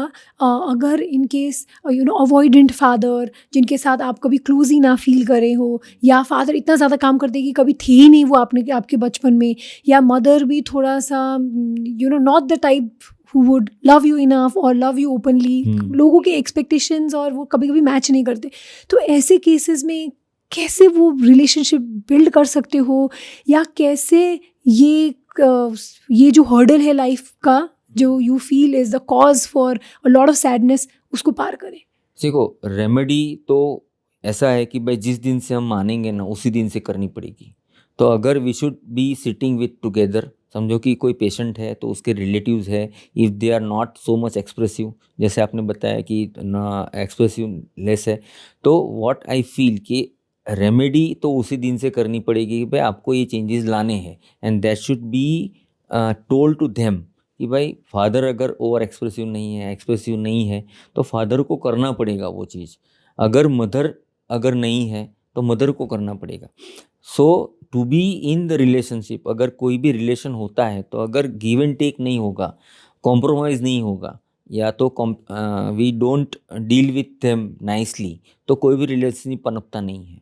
तो अगर फादर का रिलेशनशिप अगर बच्चों के साथ लेस है, they are less interactive father है, तो फादर को बोलना पड़ेगा कि भाई you spend time with the child. तो क्वांटिटी टाइम नहीं होगा, क्वालिटी टाइम होगा. मेरी बड़ी बच्ची, जब छोटी बच्ची का जन्म हुआ तो सी स्टार्टेड पासिंग यूरिन इन क्लोथ्स. तो मैं जब साइकोलॉजिस्ट के पास गया तो उन्होंने बोला कि भाई you take care of this elder one, because the younger one is not knowing कि भाई अभी तो उसको हाथ में लिया है तो उसको खिलाना ज़रूरी नहीं है. तो फिर उसने अपना चेंज किया, मैंने भी चेंज किया अपने आप में कि भाई छोटी बच्ची को मैं नहीं लूँगा, बड़ी बच्ची को पहले लूँगा.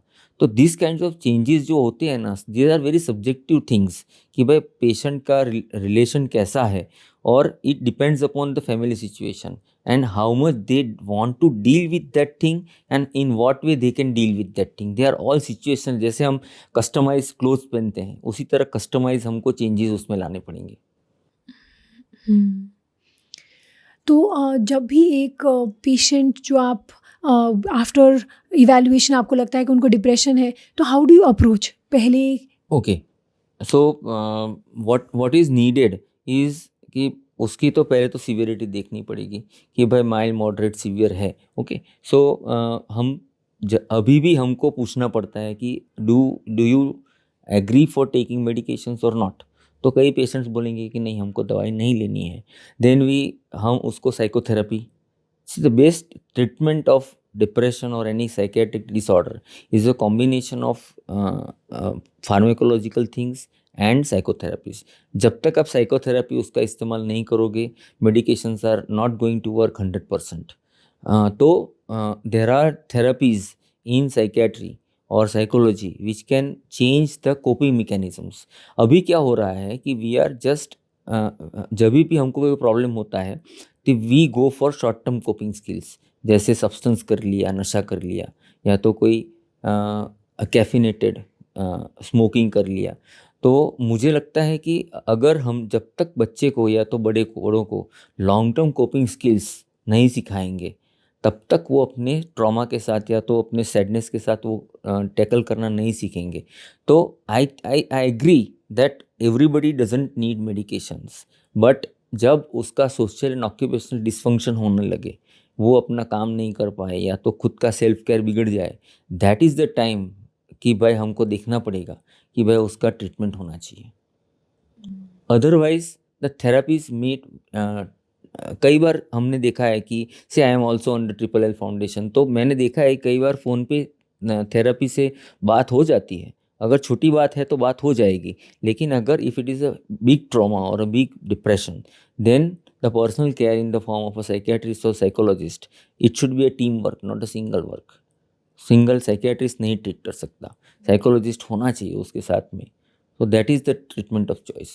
सो माइल्ड डिप्रेशन हो तो से थेरेपी पहले, अगर मॉडरेट टू सिवियर डिप्रेशन है तो medications medications, along with therapy. Therapies. तो एक इंसान को कब साइकेट्रिस्ट के पास जाना चाहिए और कब साइकोलॉजिस्ट के पास जाना चाहिए, उसमें काफ़ी कन्फ्यूजन है। ओके। लोग डरते हैं साइकेट्रिस्ट के पास जाने से, क्योंकि उनको लगता है कि वो जाते ही दवाई दे देंगे, दवाई से फिर ब्रेन की केमिकल चेंज हो जाएगी, उनका थिंकिंग कैपेसिटी चेंज हो जाएगी, नम हो जाते हैं वो लोग।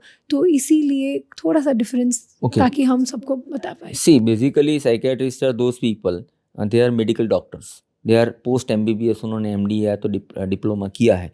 तो जनरली उनका लुकआउट ये रहता है कि भाई डिप्रेशन है तो उसका क्योर करना है। लेकिन ये इसके दौरान क्या होता है कि तो कोई भी जाता है तो थोड़ा भी डिप्रेशन होता है तो मेडिकेशंस दी जाती है। Now everybody is not ready for medications, तो हमको कब मेडिकेशंस के पास जाना चाहिए, मेडिकेशंस का सहारा लेना चाहिए कि पेशेंट इज़, मैंने बोला सोशल एंड ऑक्यूपेशनल डिसफंक्शन हुआ, उसका सेल्फ केयर बिगड़ा, he is not able to take care of himself, वो खाना नहीं खा रहा है, एंड उसको अगर जिस दिन ऐसा लगे कि भाई मैं अपने आप का I am not able to take care of my self care, तो तब मुझे लगता है कि उनको ट्रीटमेंट के लिए जाना चाहिए। तो शुरू में पहले साइकोलॉजिस्ट के पास जाके थेरेपी लेना शुरू करें, उसके बाद साइकेट्रिस्ट के पास जाए, या कैसे सी चूज अभी करें? मैं तो एक चीज़ ऐसा बोलूँगा कि साइकोलॉजिस्ट भी एक रिक्वायरमेंट ऐसी है कि there is something known as a basic certification in psychology. जैसे मैंने बोला साइकेट्रिस्ट के पास MBBS के पास पोस्ट ग्रेजुएशन में साइकेट्री की होनी चाहिए, लेकिन साइकोलॉजिस्ट की भी एक डिग्री होनी चाहिए। जैसे दे शुड बी BA और MA साइकोलॉजी या तो MSc साइकोलॉजी किया होता है, एंड इनके पास क्लिनिकल साइकोलॉजी का they should be certified by RCI, rehabilitation council of India. तो it is a certified body which certifies them to practise. अगर वो नहीं है देन आपको डिग्री देखना बहुत ज़रूरी है। एग्जैक्टली। डिग्री नहीं देखोगे एंड आप you go to people, then there are so many so called people therapist जो एक्चुअली उल्टा करेंगे and you will suffer lot. Exactly, यही मैं पॉइंट लाना चाहती थी बाहर, कि क्वालिफिकेशंस देखना बहुत ज़रूरी है, कि वो इंसान इतना क्वालिफाइड है, इतना एक्सपीरियंस है आपको थेरेपी देने के लिए, because it is also relationship that you are forming. You know, आप इतना खुल के उनके साथ बात कर रहे हो, जो वो टूल्स ऑफर कर रहे हैं वो एक्चुअली इफेक्टिव भी होना चाहिए। वो तभी होगा जब they themselves have learned, Yes. तो तभी जाके इम्प्रूवमेंट आएगी। हाँ, तो मोस्ट केसेस में साइकेट्रिस्ट और साइकोलॉजिस्ट दोनों साथ में अगर चले Yes. तो पेशेंट को सबसे ज़्यादा बेनिफिट होगा। ओके, तो अब मैं ये डिस्कस करना चाहूँगी side effects of anti depressants. Okay. बहुत लोग डरते हैं कि क्या आदत पड़ जाएगी, क्या लाइफ लॉन्ग लेनी पड़ेगी, क्या 6 महीने से ज़्यादा लिया तो कभी उनके वो छोड़ ही नहीं पाएंगे। तो उसके बारे में थोड़ा सा जस्ट बस्ट मिथ्स कि क्या हो सकते हैं एंटी डिप्रेसेंट्स के। मैं ऐसा मानूंगा कि अगर ऐसा, it is written in the book, it is not my, it is research which is done, कि ऐसा बोलते हैं कि भाई फर्स्ट एपिसोड हो, अगर पहली बार डिप्रेशन हुआ है तो अगर सीवियर डिप्रेशन है तो बात अलग ही है, आपको दवाई लेनी ही है। अगर मेजर डिप्रेशन है तो साइकोथेरेपी, जब तक आप साइकोथेरेपी के साथ उसको कोपिंग स्किल्स नहीं सिखाओगे, डाइवर्जन टेक्निक नहीं सिखाओगे, उसको कैसे डिस्ट्रेस टॉलरेंस सिखाना है कि भाई डिस्ट्रेस आ रहा है, दिमाग बिगड़ रहा है तो मैं क्या करूं, तो वो जब तक आप सिखाओगे नहीं, तब दवाई बंद होगी ना तो क्या होगा, again the patient is going to be in the same circle. तो वो सर्कल जो माल रेप्टिव सर्कल है, जो एक बुरा सर्कल है जिसके कारण उसको डिप्रेशन आया है, he should not B in that circle again. तो हमको जब हम पहली बार ट्रीटमेंट करते हैं तभी उनका ये ध्यान रखना है कि why are you having depression. तो वो जब हम पॉजिटिव फैक्टर डील करेंगे तो हो सकता है कि उसको भविष्य में डिप्रेशन नहीं हो। See there are biological depressions which tend to recur, वो हम ना नहीं बोल सकते, लेकिन फर्स्ट एपिसोड डिप्रेशन हो तो ऐसा माना जाता है कि भाई आपको 5 से 6 महीने दवाई लेनी पड़ती है। Why? Because the brain has the mechanism कि जो हमको बायोलॉजिकल चेंजेस लाने पड़ेंगे। जैसे इंसुलिन होता है, जैसे डायबिटीज़ क्योर करता है, उस तरह सीरोटोनिन हमको बैलेंस करना पड़ेगा। अभी डिप्रेशन की अगर हम मेडिसिन की बात करें, see there are basically 2 groups of medication में बात करना चाहूँगा कि डिपेंडेंस फॉर्मिंग कौन है और नॉन डिपेंडेंस फॉर्मिंग कौन है। जैसे नार्कोटिक्स है, जैसे हम स्लीप की दवाई, नींद की दवाई, बेंजोडाइजेपिन्स बोलते हैं या तो क्लोनाजेपाम बोलते हैं, अल्प्रोजोलम बोलते हैं, they are dependence producing. But अगर मैं बोलूँ कि भाई there are medications working on serotonin, तो they are not dependence producing because they just increase the serotonin and it is a happy chemical in your brain. So आपको ये जानना है कि नार्कोटिक्स अगर दे रहा है डॉक्टर तो आपको चौंक जाना है। You should be asking to the doctor whether it is a narcotic or non narcotic, because benzodiazepines जो दवाई है, नींद की दवाई है, दे आर एडिक्टिव। बट जो बेंजोडाइजेपिन्स नहीं है, those which act on serotonin, they will not produce dependence. क्योंकि बेसिकली आज तक यही होता आया है कि जब तक पेशेंट का दवाई होगा ना, कोपिंग के बारे में कोई सिखाएगा नहीं कि भाई कैसे आपको प्रॉब्लम को सोल्यूशन लाना है। अगर कल जाके झगड़ा हो रहा है घर में, तो जब तक वो पॉजिटिव फैक्टर आप डील नहीं करोगे तब तक आपका डिप्रेशन रहेगा। And this is the reason why the people are landing in again again again again again depression. तो medicine should be looked at कि आप शॉर्ट टर्म के लिए वो ले रहे हो बेटर फील करने के लिए, उसके साथ साथ आप ऑलमोस्ट मसल बिल्ड कर रहे हो, Yes. इमोशनल रेजिलियंस बिल्ड कर रहे हो, Yes. ताकि आपको फिर से अगर वही सिचुएशन फेस करो तो आप फिर से डिप्रेशन में ना जाओ। तो साइड बाय साइड अगर आप इमोशनल रेजिलियंस नहीं बिल्ड करोगे तो आपको फिर से वही प्रॉब्लम होगी। तो दोनों साइड है, आपको मेडिसिन हेल्प भी कर रहा है, लेकिन सिर्फ मेडिसिन में कम्प्लीटली डिपेंड नहीं करना कि मैं दवाई खा रही हूँ तो बेटर फील कर रही हूँ। आप क्या स्टेप्स ले रहे हो बेटर फील करने के लिए कि आपको दवाई की ज़रूरत ही ना पड़े, तब जाके हम टेपर कर सकते हैं। बिल्कुल। तो ये बहुत इंपॉर्टेंट है जानना, क्यों लोगों को लगता है कि एक बार दवाई खा ली तो हमेशा के लिए मुझे रहना ही पड़ेगा, लेकिन वैसे ना सोचे कि आप अगर साइड बाय साइड अपने ऊपर भी काम करोगे और उसको थोड़ा सा मेंटली स्ट्रॉन्ग बनोगे और रिजिलिएंट कोपिंग मैकेनिज्म्स करोगे। बट मैं ऐसा मानूंगा कि पेशेंट अगर मैं ऐसा मानता हूँ कि भाई फर्स्ट एपिसोड आया, सेकंड एपिसोड आया, तो मैं पेशेंट को हमेशा बोलता हूँ कि भाई मैं 1 साल में, हर साल में देखूंगा कि मैं दवाई बंद करके देखूंगा कि भाई आपको डिप्रेशन फिर रिकर हो रहा है कि नहीं। If it is a biological depression, जिसमें all the depressions are biological, लेकिन बेसिकली हमारा कोपिंग स्किल्स कैसा है, that is the most important thing जो हमको डिसाइड करता है कि हमको दवाई लंबी चलेगी या कम चलेगी। ओके सर, क्योंकि आप ये डी एडिक्शन स्पेशलिस्ट भी है, तो एडिक्शन काफ़ी देखा जाता है जिनमें डिप्रेशन है, तो मैं थोड़ा सा अल्कोहल और वीड एडिक्शन के बारे में बात करना चाहूँगी। मैरिजुआना इतना कंज्यूम हो रहा है आजकल, स्पेशली यंगर जनरेशन में, तो उसका क्या इम्पैक्ट रहता है ब्रेन में, ब्रेन फंक्शनिंग में, और ये कैसे इम्पैक्ट करता है डिप्रेशन को? ओके, नाउ ये बहुत इम्पोर्टेंट टॉपिक है, because if it will not B tackled, मुझे लगता है कि आप 5-10 साल में आप अगर देखो ना कि यूट्यूब पे देखोगे फिलाडेल्फिया ज़ॉम्बीज़, तो आपको दिखेगा कि वहाँ के फिलाडेल्फिया में और कैलिफोर्निया में how people have become dependent on the substance. तो they are just real life zombies. तो सब्सटेंस जो होता है, कोई भी नशा, मतलब क्या कि ब्रेन को ऑल्टर करने वाला चीज़। तो अगर मेरा दिमाग बिगड़ा, मैं अगर डिप्रेस्ड हुआ, मैं अगर निराश हुआ, तो मैं कुछ शॉर्ट टर्म रेमेडी ढूंढूंगा कि भाई तुरंत ही मेरा दिमाग ठीक हो जाए।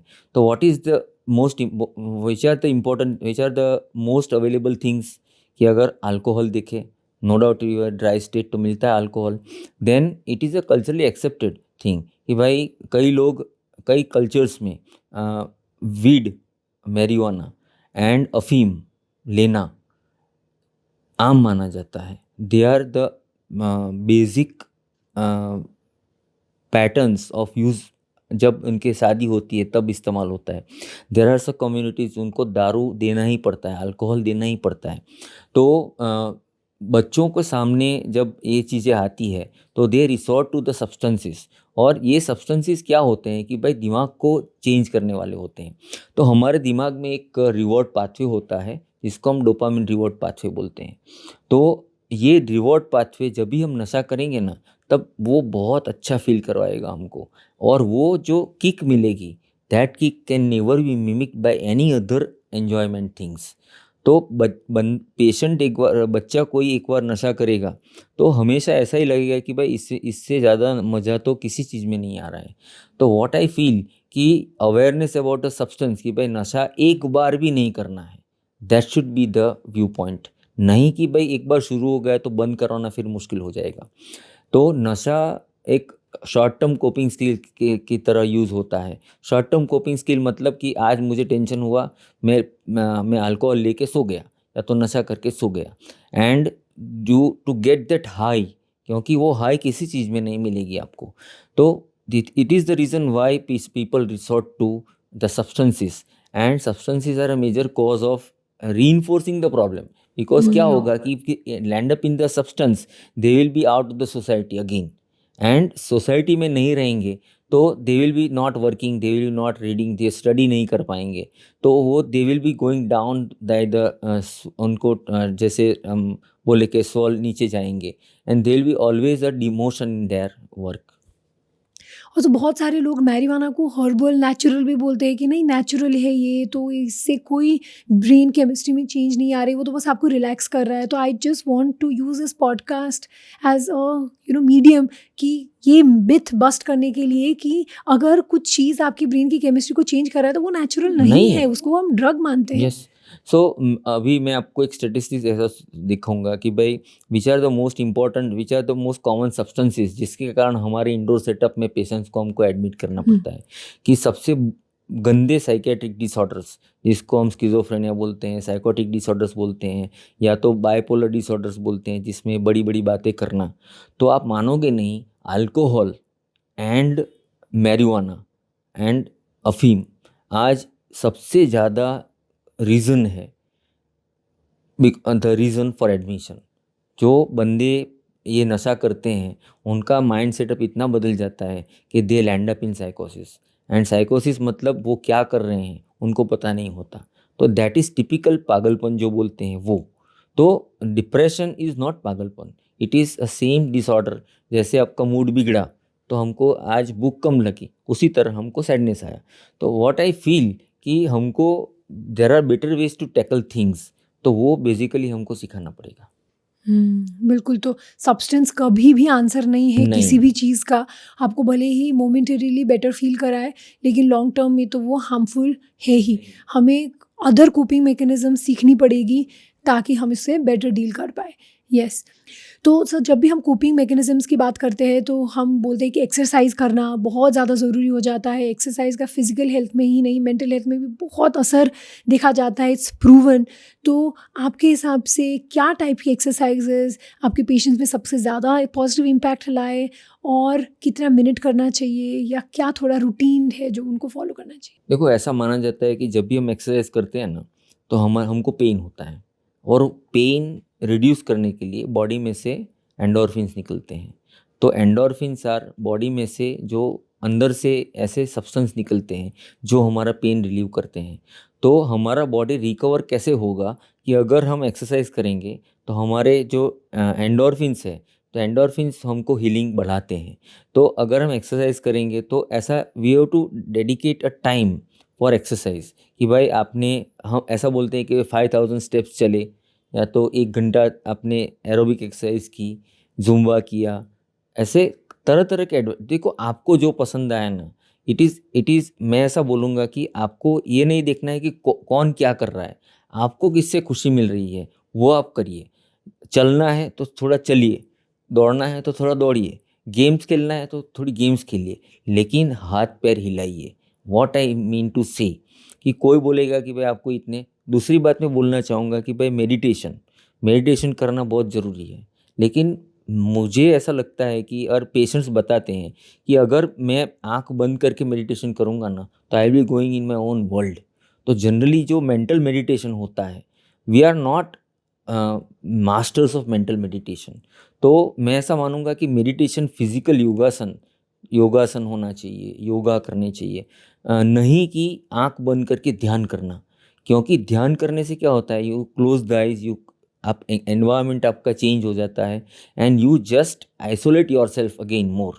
सो exercises in the form of what ever is आपको अच्छे लगे वो आप करिए। तो लोग सिर्फ योगा करते हैं, आप बोलते हो कि हाँ योगा इज़ ऑल्सो गुड, या योगा के साथ साथ कुछ कार्डियो एक्सरसाइजेज करें या पावर योगा जो बोलते हैं जिसमें not just stretching but also lot of movement, वो करे तो बेहतर है, मतलब मूवमेंट यस, ज़्यादा मूवमेंट ज़रूरी इज है नेसेसरी और आपको। हार्ट रेट थोड़ा यस, हाई हो जाए, यस, वो या ज़्यादा आपको यही इम्पोर्टेंट है है। कि आपको अपने बॉडी को ट्रेन करना है कि जैसे देखो, अगर डिप्रेशन हुआ या एंजाइटी हुआ, कुछ भी हुआ, तो हम we our body lands up in a fight और flight response, fight flight freeze and fawn. अभी ये रिस्पॉन्स में आ गया कि भाई हमको लड़ना है तो भागना है। तो अगर हम अपने बॉडी को एक्सरसाइज करके ट्रेन करेंगे तो actually we are setting a threshold, हम बढ़ा रहे हैं हमारा बॉडी का, कि वो टॉलरेट उसका टॉलरेशन पावर हम बढ़ा रहे हैं। तो the body will reset the focus, जो रीसेट है बैरियर, वो ऊपर हो जाएगा उसका थ्रेशोल्ड। तो कुछ भी एक्सरसाइज, कार्डियो है या आपको स्ट्रेंथनिंग करिए, आप स्ट्रेचिंग करिए। इवन मैं तो बोलूँगा कि कई कोई नहीं कर सके तो इवन सूर्य नमस्कार भी 5-10 करे ना, that is also enough for your body to be recovering from the stress. और स्लीप का बहुत ज़्यादा इम्पॉर्टेंट रोल है to recover from any type of mental disorder और मेंटल हेल्थ इश्यूज़। तो फिर आप क्या सजेस्ट करते हो कि कितने घंटे की स्लीप, कैसी क्वालिटी ऑफ स्लीप हम कैसे इम्प्रूव कर सके, कैसे चीज़ें हैं जो कर सकते हैं सोने से पहले जिससे कि नींद अच्छी आए? ओके, सो मैं बोलता हूँ कि there is something known as sleep hygiene. तो स्लीप हाइजीन रखना बहुत ज़रूरी है। स्लीप हाइजीन मतलब कि भाई you are not to consume some substance, जैसे tea coffee before some time, before समझो कि 5-6 बजे के बाद आपको पीना नहीं है। देन सेकंड थिंग कि भाई आपको एक एनवायरनमेंट बनाना है कि अपने रूम में थोड़ा म्यूज़िक चल रहा है, कुछ एरोमा हो रहा है, कुछ स्मेल आ रही है अच्छी, तो इससे आपको नींद अच्छी आएगी। दूसरा, you have to eat earlier, then आप सोने से 2 घंटे पहले खा लो, कि जिससे आपको डाइजेशन अच्छी हो। देन सोने से पहले you have to hear some light music, या तो आपको कुछ ऐसा पढ़ना है जो आपको इंटरेस्ट नहीं दे।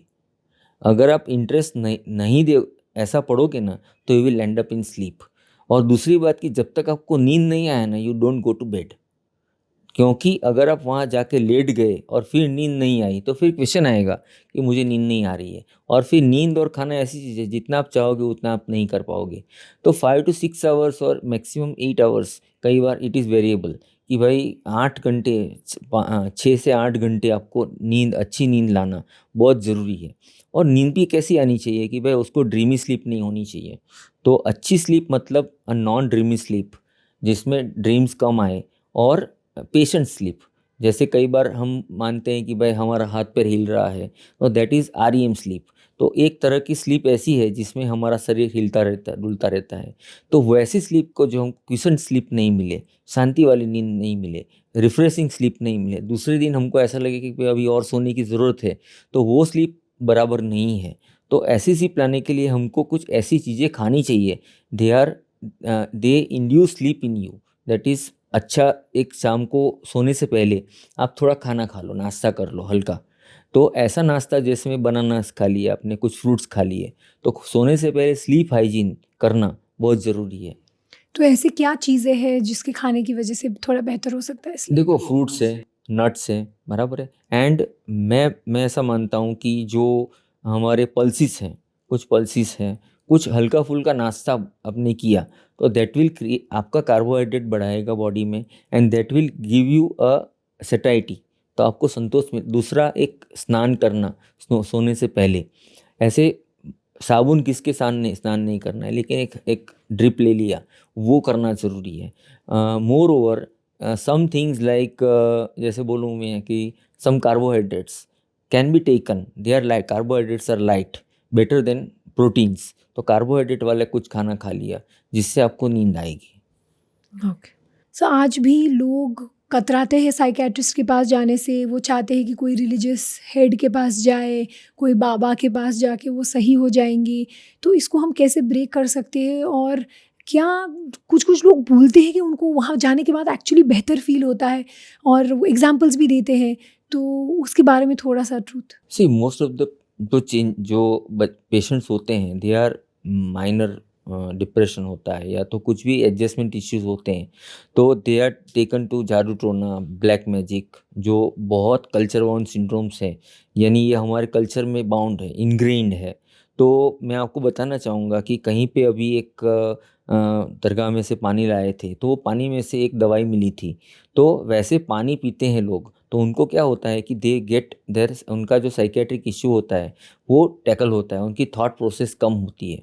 तो वैसी ये पानी होता है, या तो they are just a reinforced, जैसे बोले कि भाई ऐसे दवाइयों से रीइंफोर्स लो, तो उन उसके कारण भी उनको अच्छा लग सकता है। तो पानी में एक्चुअली दवाई मिला दवाई होता है? होती है।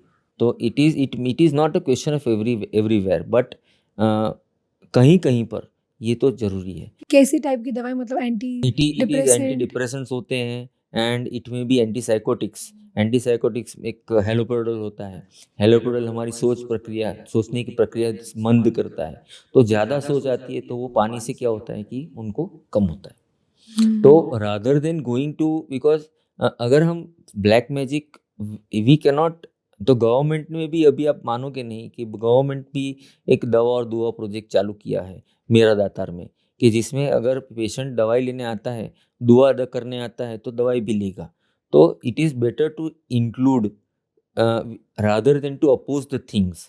We can include some things in the practice, so that ये पूरा ट्रीटमेंट पेशेंट का हो सके, ये गलत है, ये बोलने से शायद लोग रिसेप्टिव ना हो। रिसेप्टिव नहीं हो। उसी के साथ अगर हम कुछ चीज़ें जो एक्चुअली उनको हेल्प कर सकता है वो भी अटैच कर दें, तो वो बेहतर रिसीव कर पाएंगे वो इन्फॉर्मेशन को। बिल्कुल। और ऐसे सर, तो ये पॉडकास्ट शुरू होने से पहले थोड़ा सा आप शेयर कर रहे थे कि ऐसी कुछ कम्युनिटीज़ होती हैं जहाँ पे कंज्यूम करते हैं ऐसे drugs without knowing that it's a drug, तो उसके बारे में थोड़ा सा। सी जनरली देर बीच में आपको मैंने ये बताया था कि मैं एक पेशेंट को अफ़ीम के बारे में समझा रहा था कि भाई आपको अफ़ीम नहीं लेना है, उसके बजाय जगह ये दवाई लेनी है।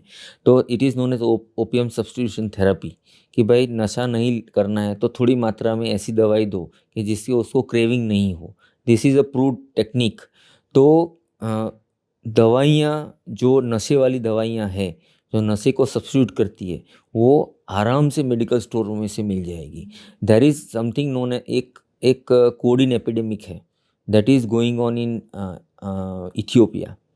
तो हमारे वहाँ भी आप देखोगे, मेरा एक पेशेंट है, वो पेशेंट अच्छे कपड़े पहन के आता है, एंड उसने स्टेथोस्कोप ले लिया है। तो वो मेडिकल स्टोर पे जाता है, "हे, मेरे को ये दवाई दे।" तो वो सब मेडिकल स्टोर वाले जानते हैं कि भाई ये आएगा। तो देयर आर 5000 मेडिकल स्टोर्स इन सूरत। तो वो बोलता है कि 5000वें दिन ये मेडिकल स्टोर रिपीट होगा। तो ये जो नशे वाली दवाइयाँ होती है, जैसे कोडीन में दवाई है, that is not available to me also, बराबर, विदाउट प्रिस्क्रिप्शन। अगर मैं ट्रेमाडोल की बात करूँ, it is not available without prescription, लेकिन people take they get the medications from the medical stores. ये मेडिकल स्टोर्स पे आराम से मिल जाती है। और द मेडिकल स्टोर्स, मैंने कई मेडिकल स्टोर्स देखे हैं कि they are run by banias, and they have, बनिया दुकान चलाता है और बाजू में मेडिकल स्टोर भी चलाता है। उसको पता ही नहीं है कि भाई ये दवाई मुझे नहीं देनी है। तो ट्रेमाडोल है एंड दिस बुप्रेनोर्फिन है, वो सब वहाँ आराम से मिल जाता है। बिकॉज जितना हमारे लेवल के ऊपर हो रहा है, उससे ज़्यादा there is a underworld mafia, which is we can just, I will like to say that it is more lucrative than the things. इसको तो रेगुलेट करने की बिल्कुल ज़रूरत है ज़रूरत है। कि हमें ये तो डेफिनेटली इसको आगे लेके जाना पड़ेगा और गवर्नमेंट बॉडीज़ को इन्वॉल्व करनी पड़ेगी कि ऐसे दवाइयाँ कैसे डिस्पेंस हो रही हैं। क्योंकि मुझे भी, जब हम हेयर ट्रांसप्लांट करते हैं तो पेशेंट को थोड़ा सा रिलैक्स करने के लिए अल्प्राजोलम देते हैं, वो भी नहीं मिलता है विदाउट नहीं प्रिस्क्रिप्शन। मिलता है। एक डॉक्टर को भी नहीं मिलती है, मुझे प्रिस्क्रिप्शन प्रॉपर्ली लेके देनी पड़ती है, तब जाके वो डिस्पेंस होती है। और कैसे विदाउट एनीथिंग मिल रहे हैं, मतलब इट्स बियॉन्ड कॉम्प्रिहेंशन के ऐसे भी हो रहा है। हाँ, डेफिनेटली हमें इसको और ज़्यादा गहराई में सोच के इसका हल ढूंढना पड़ेगा। और सर, जैसे आपने बोला कि कुछ ऐसे यंगस्टर्स रेव पार्टीज़ में भी जाते हैं जहाँ से उनको सडनली कुछ ड्रग्स की लत लग जाती है, उसकी वजह से भी उनको और ज़्यादा ही मेंटल हेल्थ के प्रॉब्लम्स और होते हैं। तो उसके बारे में थोड़ा कि कैसे पेरेंट्स सतर्क रह सकते हैं, कैसे हम ये होने से रोक सकते हैं। First and foremost thing education about the thing, कि बचपन से ही बच्चों को सिखाओ कि भाई पार्टी में जाते हो तो ऐसी पार्टियाँ मत जाओ कि जहाँ पे कुछ धुआं दिखता है। क्योंकि मैं कहीं पर भी अगर पार्टी में गया हूँ तो स्मोकिंग तो होता ही है। अगर टीन्स की बात करूँ तो समझो कि मैं जब कॉलेज में था तो पार्टीज़ में जाता था तो मुझे नहीं पता था कि ये कैसी पार्टीज़ है। लेकिन आजकल ऐसा हो गया है कि it is a lucrative business, इतना अच्छा बिजनेस है कि सब्सटेंसेस इतने इजीली मिल जाते हैं, बिकॉज वो बहुत ज़्यादा पैसों में वो खरीदते हैं and they take money from the people in a very high demand. यानी किसी को नशा बेच रहे हैं तो वो इट इज़ अ, मेरा एक पेशेंट है, वो हर हर हर साल 14 लाख 15 लाख का अफीम पी जाता है। तो he is a big shot person, तो वो आराम से स्पेंड कर सकता है। तो ये जो रेव पार्टीज होती है, दे आर नॉट द गरीब लोगों की पार्टी नहीं होती, दे आर ऑल, ऐसे पेपर में देखोगे कि भाई बड़े खानदान के लोग के बच्चे पकड़े गए, तो मनी जितना इजीली अवेलेबल होगा ना उतना वो इजीली एड्रेस करेंगे वो चीज़, and they will go for the parties again. So I want people to know कि पार्टीज और ये ड्रग्स को बस एक बार मैंने मजे के लिए कर लिया, ऐसे ना सोचे। कभी कभी तो वहीं से तो शुरू होता है एडिक्शन। सिंगल टाइम तो करेंगे तो ही शुरू होगा। यस। हाँ, तो जितना आप अवॉइड करो ये सब Yes. चीज़ों को उतना बेटर। बिल्कुल।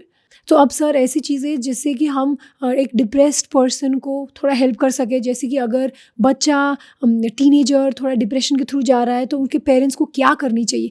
क्या ऐसी चीज़ें हैं जो उनको करनी चाहिए और क्या ऐसी चीज़ें हैं जो नहीं करनी चाहिए? ओके, फर्स्ट मैं तो बोलूँगा कि अगर ये बुरे दौर से गुजर रहा है तो फर्स्ट तो उनको पेशेंटली सुनना चाहिए।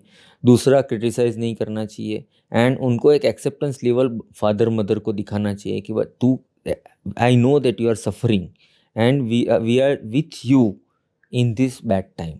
सो ये जो एफर्मेशन मिलेगा ना जो बच्चों को, that will cure the patient early. तो बच्चों की बात हो तो यही है। तो हर एक जगह पे मैं यही बोलूँगा कि भाई सबको साथ में चल के इसका ट्रीटमेंट करना है। कोई इसको नेगेट करेगा तो वो उसका इलनेस ठीक नहीं होने वाला है।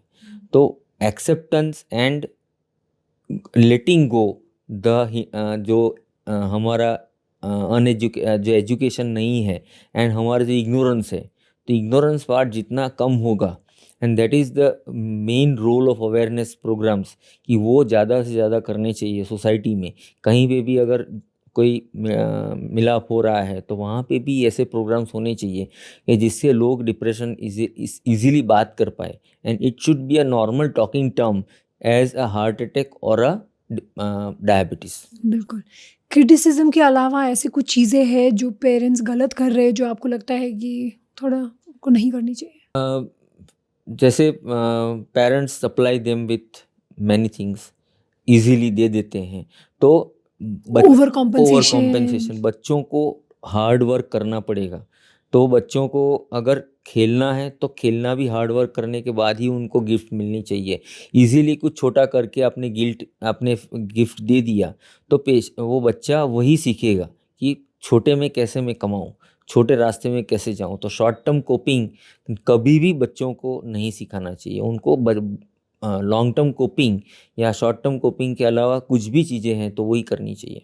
हम बोलते हैं डिलेड ग्रैटिट्यूड। हम इतना ज़्यादा इंस्टेंट ग्रैटिफिकेशन Yes. के चक्कर में अभी कुछ किया, अभी नहीं उसको खुशी मिल गई, तो थोड़ा मेहनत करें, मेहनत के बाद उसको कुछ Yes, मिले मिले। तो then they will value it. अगर एक पेरेंट है, मतलब 60 इयर्स के, जिनका अभी रिटायरमेंट हो गया या देव लॉस्ट वन स्पाउस, तो एज अ चाइल्ड आप कैसे अपने पेरेंट को हेल्प कर सकते हो to go through this phase of depression? देखो, द मोस्ट निग्लेक्टेड पॉप्युलेशन है that is the old as.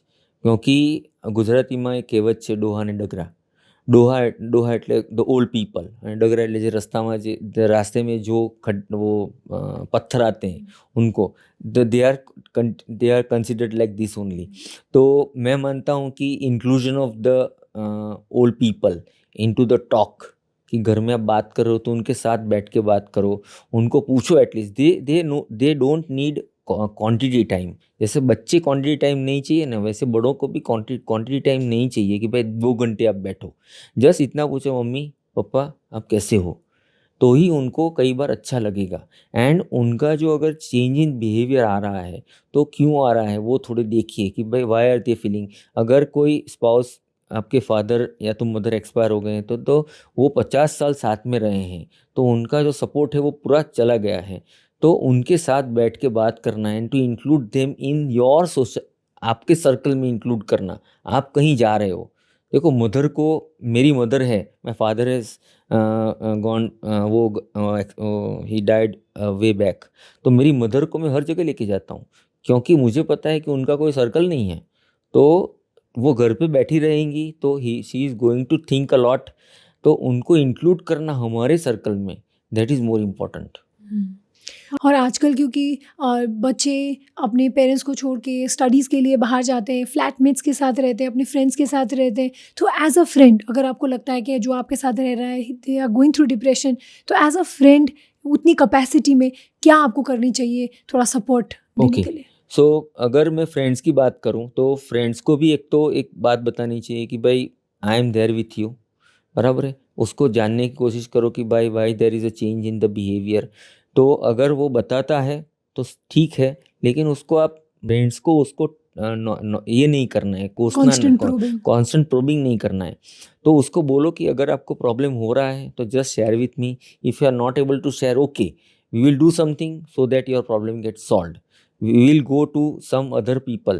There are other people elder than us who can take care of the problem. तो friends का यही role होता है कि भाई उनके साथ रहो, क्योंकि कई बार ऐसा होता है कि नहीं बताएंगे ना, बताएंगे तो कई बार प्रॉब्लम होगा। तो बच्चे बताते नहीं हैं, यंगस्टर्स भी बताते नहीं हैं, तो उनको एक ही होना है कि बाजू में कोई बैठेगा और हाथ रखेगा सर कि भाई मैं तेरे साथ हूँ। That is the only thing needed from the friends point of view. और सर अगर हम हेल्पलाइंस की बात करें तो ऐसा कुछ एसोसिएशंस है, सपोर्ट ग्रुप्स है जो लोग जॉइन कर सकते हैं जिससे कि एक्चुअली उनकी मेंटल हेल्थ में पॉजिटिव इम्पैक्ट आए, जिनको लगता है कि वो अकेले हैं, अपने शेयर करने के लिए कोई नहीं है और थेरेपी के लिए इतना ज़्यादा पैसे नहीं है उनके पास, तो फिर ऐसे कुछ सपोर्ट ग्रुप्स है विच कैन हेल्प? जी, मैं 2-3 सपोर्ट ग्रुप्स में आई am a part of the support group. जैसे लिव लव लव फाउंडेशन है, देन वांद्रावेला फाउंडेशन का जीवन आस्था हेल्पलाइन है। तो यहाँ पर ये दो हेल्पलाइन ऐसी है जिस पे आप फ़ोन करोगे तो आपको वहाँ से जवाब मिलेगा, because on the other side of the phone there are psychologist and वो हायरार्की होती है कि भाई इतना प्रॉब्लम है तो क्लिनिकल साइकोलॉजिस्ट देखेंगे, इसके ऊपर होगा तो काउंसलर्स देखेंगे, उसके ऊपर होगा तो साइकियाट्रिस्ट देखेंगे। तो मुझे लगता है कि there are groups but people are not aware, कि लोग जानते नहीं है कि ऐसे ग्रुप्स है। I am on the helpline since last 10 years. तो हफ्ते में 1 या 2 फ़ोन तो मुझे आते ही हैं, those who are in a grave problem or a minor problem also. तो मुझे लगता है कि भाई जैसे पहले छोटे घर के बाहर बैठने का ट्रेंड था, मैंने आगे बताया, वैसे उसी तरह क्लब्स हैं, लोग जाते हैं क्लब्स में, मेंबर्स हैं। तो कहीं पे समझो कि कोई और इंस्टीट्यूशन है, जैसे कोई भी समाज है उसका एक एसोसिएशन है, तो उसका गैदरिंग होना, नियमित होना बहुत ज़रूरी है जिससे इजीली बात हो सके। तो ये हेल्पलाइंस की हम डिटेल्स भी नीचे डिस्क्रिप्शन में देंगे और डेफिनेटली उससे हम कोशिश करेंगे कि जितने लोग हों उनको हेल्प मिले। Thank you so much sir, बहुत अच्छा डिस्कशन था ये। जाने से पहले मैं आपको पूछना चाहूँगी कि 3 ऐसे क्या चीज़ें हैं जो आप चाहते हो कि जो डिप्रेशन के थ्रू स्ट्रगल कर रहा है वो इंसान जाने? ओके, फर्स्ट थिंग कि डिप्रेशन इज़ नॉर्मल। जैसे और इलनेस होती है वैसे डिप्रेशन होता है। दूसरा, डिप्रेशन में आप गुनाह नहीं कर रहे हो, you are suffering, okay, so you are not creating a fuss out of it. तो आप नाटक नहीं कर रहे हो, डिप्रेशन इज़ रियल। हकीकत में डिप्रेशन एक रोग है and it is a bonafide brain disorder. Third thing कि अगर आपको डिप्रेशन में से निकालना है तो आपको सेल्फिश होना पड़ेगा, आपको अपनी केयर करनी पड़ेगी। एंड जब तक आप केयर नहीं करोगे तब तक you will not be out, nobody is going there आपको पुल करेंगे। एंड थर्ड थिंग, अगर आपका कोई फादर मदर है या तो आपका केयर टेकर है, वो जो बताता है वो उसके हिसाब से आप करिए। एंड आपका जो थेरापिस्ट बताए वो आप करिए। एंड ऑल द थिंग्स कि भाई दवाइयाँ तो ज़रूरी है ही, लेकिन अगर दवाइयों की ज़रूरत नहीं है तो don't ask for medications. Doctor is the ultimate decisive power कि भाई उसको दवाइयों की ज़रूरत है कि नहीं है। तो ये एक कंजॉइंट डिसीजन होता है सबका कि भाई हमारी ये प्रॉब्लम है इसलिए हमको दवाई दे रही है। तो एक हेल्दी डिस्कशन होना चाहिए डॉक्टर और पेशेंट के साथ में कि भाई दवाइयाँ क्यों ज़रूरी है, वाई आर गिविंग मेडिकेशंस। तो self care is the only thing which can cure your self. तो सेल्फ क्योर मतलब कि ऐसा नहीं कि हमको अपना ट्रीटमेंट करना है, लेकिन सेल्फिश होके ना बोलना सीखना है कि मुझे इसमें से बाहर निकलना है। तो जब तक वो नहीं आएगा आप में तब तक आप इसमें से निकल नहीं पाओगे। तो जिस टाइम दवाई की ज़रूरत है तब दवाई, जिस टाइम थेरेपी की ज़रूरत है तब, और इमोशनल और मेंटल रेजिलियंस बिल्ड करना और प्रॉपर कोपिंग मैकेनिज्म्स इंटैक्ट होना वो ज़्यादा ज़रूरी है। Thank you so much sir, this is very very helpful. Thank you so much. Thank you. आशा करती हूँ आपको ये पॉडकास्ट अच्छा लगा। मैंने इसमें डिप्रेशन के पूरे एस्पेक्ट्स को कवर करने की कोशिश की है। अगर आपको डिप्रेशन के रिगार्डिंग कुछ और क्वेश्चंस है तो नीचे कमेंट सेक्शन में ज़रूर बताना, मैं उसको फिर से कवर करने की कोशिश करूँगी। अगर आपको ऐसे स्किन और हेयर रिलेटेड वीडियोज़ और हेल्थ रिलेटेड वीडियोज़ अच्छे लगते हैं तो प्लीज़ हमें हमारा इंस्टाग्राम हैंडल डॉक्टर आंचल MD में फॉलो करें। वहाँ पर रोज़ मैं ऐसे कॉन्टेंट पोस्ट करती हूँ। ये वीडियो देखने के लिए शुक्रिया।